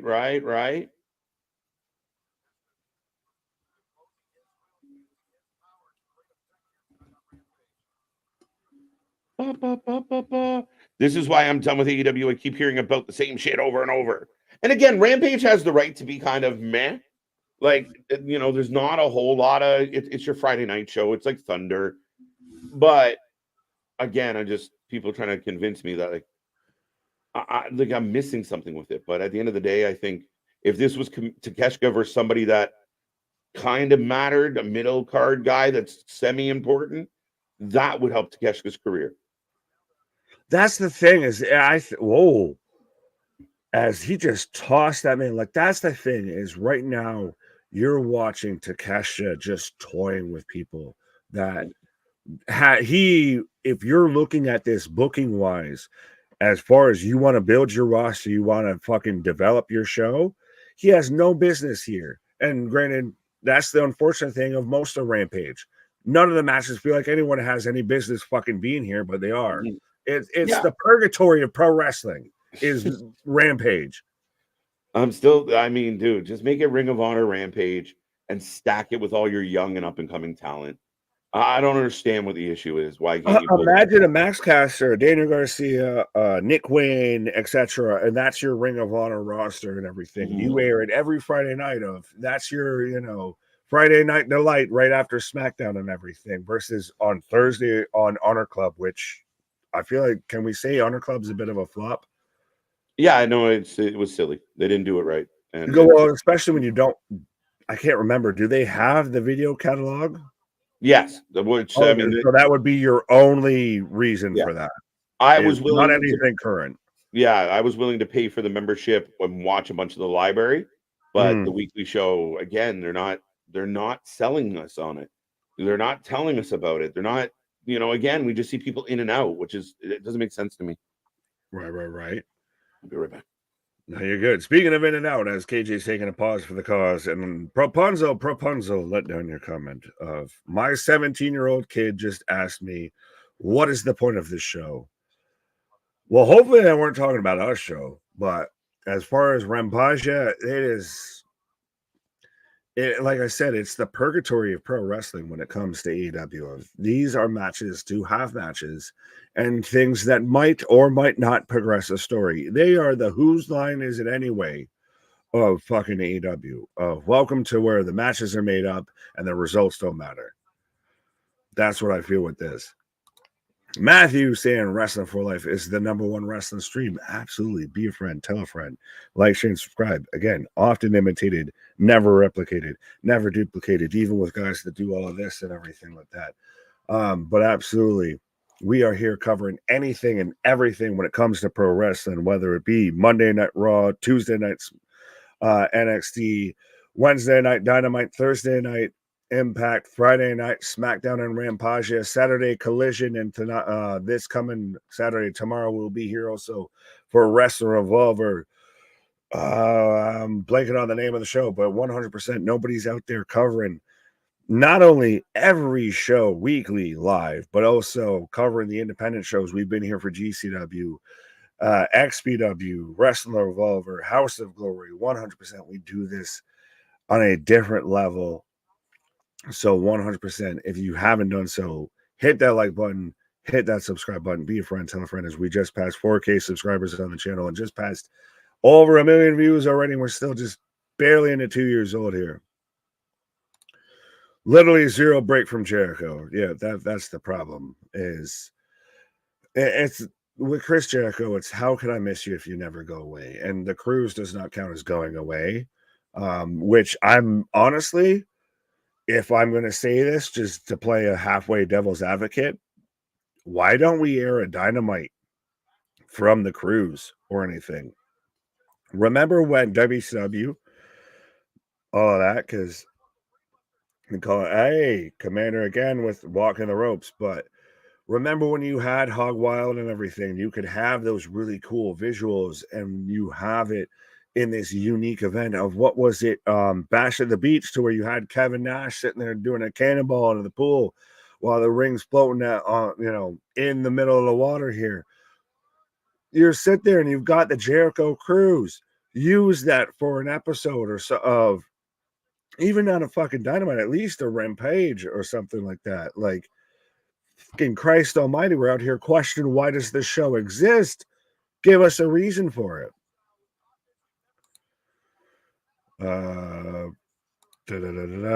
Rampage. Oh, Larry is saying, tell them it's the grace period between SmackDown and sleep. Well, spoiler alert, internally, we've started to just call Rampage just our SmackDown post show instead of us covering Rampage. As a Blue Thunder Bar. Oh, 2 count. As goddamn. As random dude just. So we have WWE out here encouraging people to bring your signs and highlighting signs. And we've got AEW with one guy saying, Christian, you're not my father. K. Moripovich. The Rock is in the front row of Rampage? I don't believe so. Takeshita being fought harder by Commander makes Ospreay look weaker. 2 count on the Canadian Destroyer. I see what you're saying with that, Small Mark. I respectfully disagree with that, because to me, I think this is more than anything just hurting Takeshita, because you saw the potential and you saw the match that they could have and everything. And now this is very much corroboration, cooperation. This is, well, we've got to do the thing. And I'm not saying that this is a terrible match by any stretch of the imagination, but it's one of those that there is, oh, all right, that was fucking dirty, as we just had a slingshot Canadian Destroyer from Commander on to Takeshita here. If Takeshita loses this fucking match, I swear to everything. Rope Rock Shooting Star Press. Yeah, that was so like, all right, this is when I hit my moment. That's the thing. Powerbomb into the big knee. This is, like I said, he hits crazy moves like this. God damn. 2, 3, spinning Falcon Arrow. It's over. But that's the thing is this guy literally is out here hitting moves to where he should have fucking dog walked this guy. And instead is having a fucking 20, 30-minute competitive match. Now, granted, Commander hit some huge spots, but that's all they were, was spots. Yeah, I mean, again, a little more back and forth than I cared for. A good match overall, to be honest. But again, just the big, the huge Canadian Destroyer, big Blue Thunder Bomb. I want Takeshita to dust guys like Commander, though. Yeah, that's the thing is has Commander really had a moment in recent memory to where he's just walked through people? Because that's the thing. Because somebody mentioned this while you're on a pause, so I'll ask you this. Does Commander being this competitive with Takeshita not only hurt Takeshita, does it hurt Ospreay coming off of their match to where does it put Commander on that par-ish? It might elevate Commander more than it hurts Ospreay. I mean, as we're getting a Serena Deeb package, which is really cool. Yeah, she needs to be at a fucking Bloodsport, by the way. Yeah, that'd be nice. But yeah, I mean, I don't like what it does for Takeshita. I think Ospreay's a little infallible right now. Like, even if it did kind of reflect poorly on him, he'd be all right. But you do, I feel, need with Takeshita, he needs to just walk through some motherfuckers and walk through some guys that are names. Like Commander, you could argue with how much he's been booked, would be a name he should walk through. And then you give him someone a little bit higher and he walks through it because Takeshita should be a guy that's competing for at least a title. May not be the world title, but at least a title. Yeah. Not out here having, bangers on Rampage and everything. Yeah, absolutely. Absolutely. So real quick, we are on a commercial break, ladies and gentlemen. Thank you for sticking around for Rampage. This tag tournament is interesting. Young Bucks versus Private Party. Boom. Undisputed Kingdom are in. Now, Best Friends have to fight Don Callis' family to qualify for a wild card spot. On the other side of the bracket, Ricky Starks and Big Bill are returning to take on Top Flight. I feel really bad for them that they lost their titles just because you didn't need the titles involved with Sting's last match, and Ricky and Big Bill got fucked. FTR, and then Infantry takes on House of Black in a wild card match. House of Black didn't even make the tournament. They have to get in. Top Flight got in without qualifying. Undisputed Kingdom there that has just gone by the wayside. They are wallpaper right now. And gets in on a gimme. This is just convoluted upon convoluted, but I guess tag team tournaments is all the rage right now in pro wrestling. Which is going to be interesting. Like, are they setting up Big Bill and Ricky to take on the Bucks? Or will FTR beat Big Bill and Ricky and they don't even make the finals? Yep, because my bags are packed. I'm ready to go. Young Bucks taking on Undisputed Kingdom, perhaps? Interesting. So that's your tournament bracket, folks. Right. Going 50-50 with Commander, who literally never wins against your big, huge up and coming monster heels. Awesome power wrestler, and he can't squash a jabroni in there in 3 minutes. Yeah. I mean, again, that's the dilemma. And especially a guy like that with Takeshita, who, like I said, is a blue chip prospect upon blue chip prospect. Like if he was in any other promotion, he's either in your, like if he's in NXT, he's in your title contention, if not your world champion. If he's in TNA, he's not. If he's not in your title contention, he's your world champion. Now, main roster WWE is a different story, but to be out here just working job matches on Rampage is a little weird. Yeah, I mean, again, like if you put Commander in matches with other high flyers, it's a nice showcase match. It's fun. It's something that you can put in the middle of a card to kind of wake people up. But Takeshita's not one of those guys. Jericho's not one of those guys. Jay White's not one of those guys. Like, the booking makes no sense. Yeah, sure, there was some good spots in that match. Was it a boring match? No. But I don't care for it, and you're not developing anybody that I'm excited about. It had some really great moments. It had fuck and all of a story.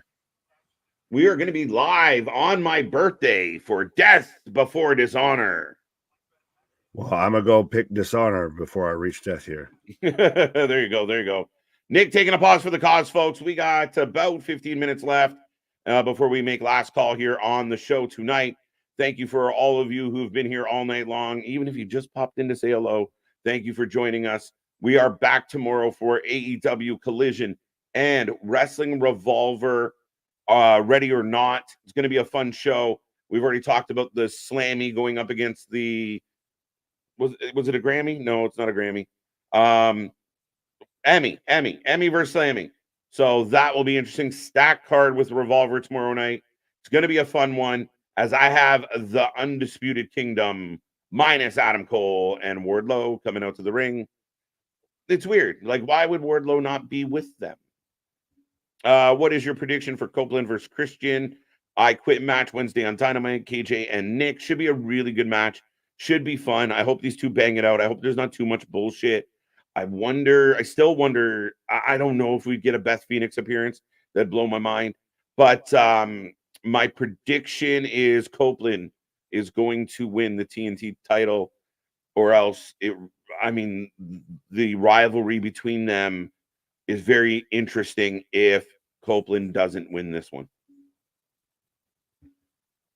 Who got more over from that match? It wasn't Takeshita.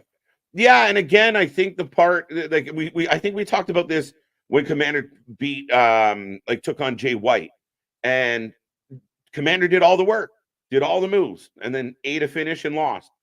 So again, I think it's just not properly booking and positioning your talent. As here comes Top Flight. I'm looking forward to Athena versus Shira. Hickory Shira, Super Card of Honor, Women's Championship. Yes. Next Friday, maybe. I don't know. I'm losing 2 Fridays from now.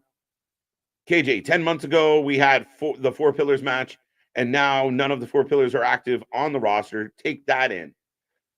Again, not great news if you're Tony Khan.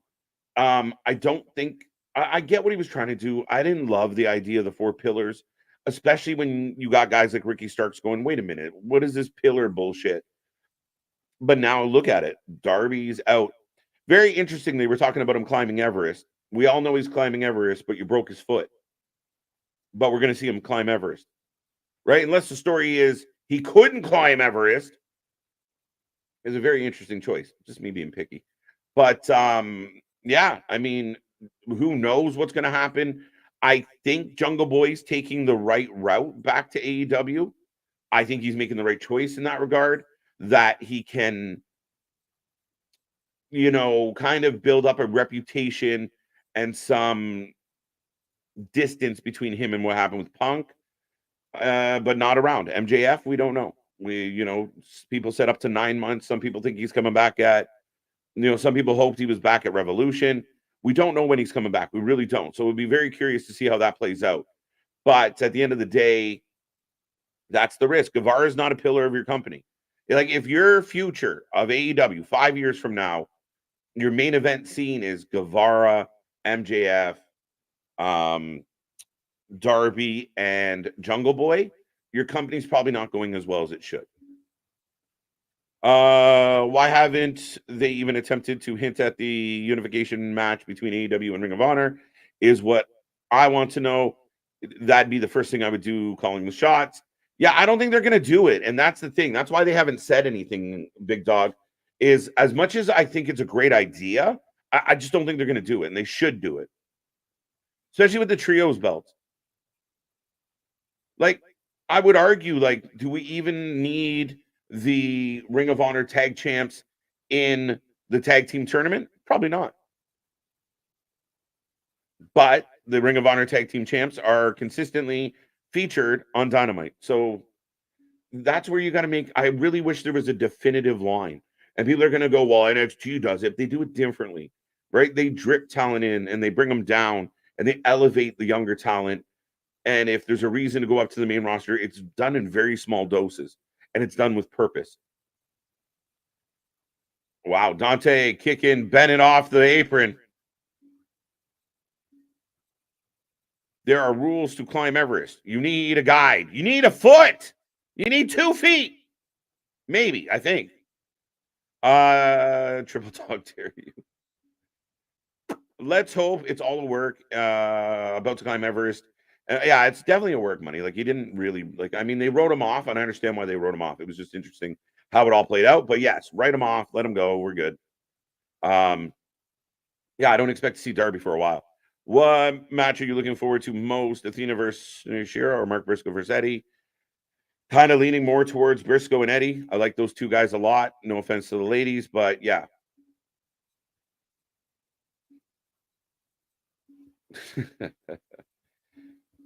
He's coming back at Mania, dude. Dude, I'm still waiting. Because I mean, it would, if there was ever a moment that would send our channel viral and instantly see huge numbers just blow up, it would be Nick's reaction to MJF showing up in the dub. I'm telling you right now, if it ever happened, Nick's head would explode live. Dun, dun, dun. Meltzer confirms Shibata will wrestle with his brains inside. Are you sure? Are we sure? But reserves the right to remove it. Might just have to switch it, take it out, put it backwards, get better action that way. Depends on how the match is going for him. I want to see the Bucks and versus Starks and Big Bill in the finals. But House of Black will then, and FTR are in an interesting spot. Because to me, FTR is having one of the weakest years in a long time for them. House of Black have been all but irrelevant in this company. So if they don't make the final, I mean, Bill and Starks do. Top Flight, I don't care about. And I do find it odd that House of Black has to qualify in a wild card, but other teams that probably lesser than don't have to. Kind of surprises me. Are we 100%? MJF is returning to the AEW roster. AEW needs him, but he still could head over to WWE.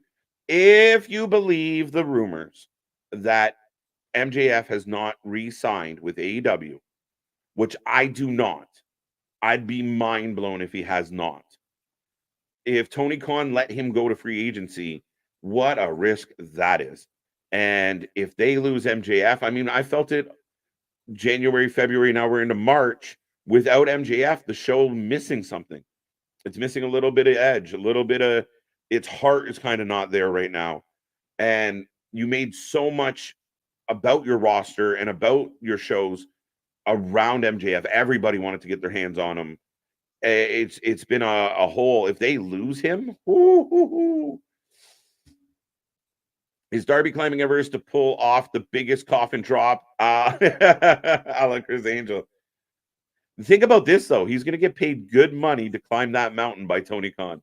Could you ever imagine a wrestler going to Vince and being like, listen, I need a couple months off. I'm going to go climb a mountain. Like, you mean Space Mountain? No, not Flair.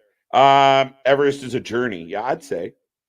KJ, like scanners. Yeah, like scanners. Poof.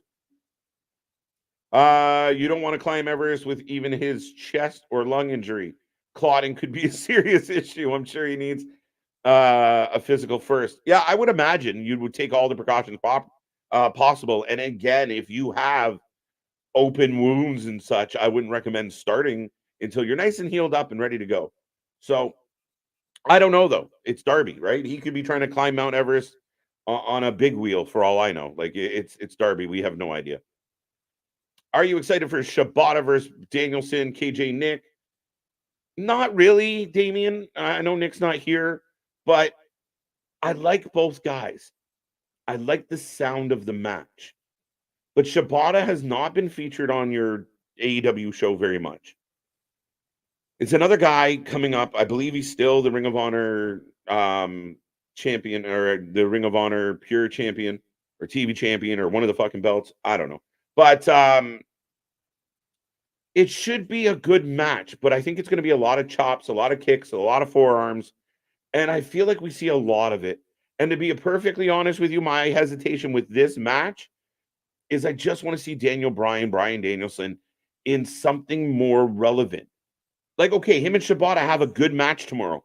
What does it mean? If does Shibata beat him and it builds an angle, a rivalry between Shibata and Danielson? Where do we go? Danielson should beat Shibata based on the stature of how you book and present. So he beats him, and then what? Like, okay, good. Danielson won another dream match. It's like Danielson gave Tony Khan a checklist of like, I'm quitting in the fall. These are all the people I want to wrestle before I get there. And that's what it feels like. We're just meaningless match after meaningless match. And I know some people said, that Eddie Kingston Danielson was a masterpiece, was an emotional masterpiece. That match sucked. And I really like both guys. So I have no reason to hate on it spitefully. The match was slow, it was boring, it was predictable, it was repetitive. We'd seen it before. And that's where Daniel Bryan has so much talent. And I just think he's being underutilized. I really do. I think he should be of more importance to this program. Dun, dun, dun, dun, dun, dun, dun. Chris Angel, what a nutter. Sick running shooting star press. Yes. I am neither running nor a shooting star press, but how you doing? There you go. Right. Well, oh wait, no, I need to have this back. I need to pull this out because I heard what you said. You made me think of, could you imagine Cody Rhodes wins at WrestleMania 40 and what you end with to send him home is da da da da da da da da da. Yeah. I'm done. No, I'm dead. You will not hear from me. I will have to take a Jesus Christ break of I will rise in 3 days. Elizabeth. Right? Like nothing exchanged. MJF just comes out and stands on the stage and waves. And that's it. We go off the air with MJF smiling a la CM Punk at Survivor Series of just like, hi guys. Man, you have Cody sitting there and he's celebrating. Everything's fantastic. Everybody's crying. Everybody's emotional. Da, da, da, da, da, da, da, da, da. Oh my fuck. Right. Now, Robert hoping he's back at Dynasty. But the original Good luck. You can hope. But I heard he wasn't coming back for 6 to 8 months. 7, 8 months. I've heard at least it's a year. A year. Oh man.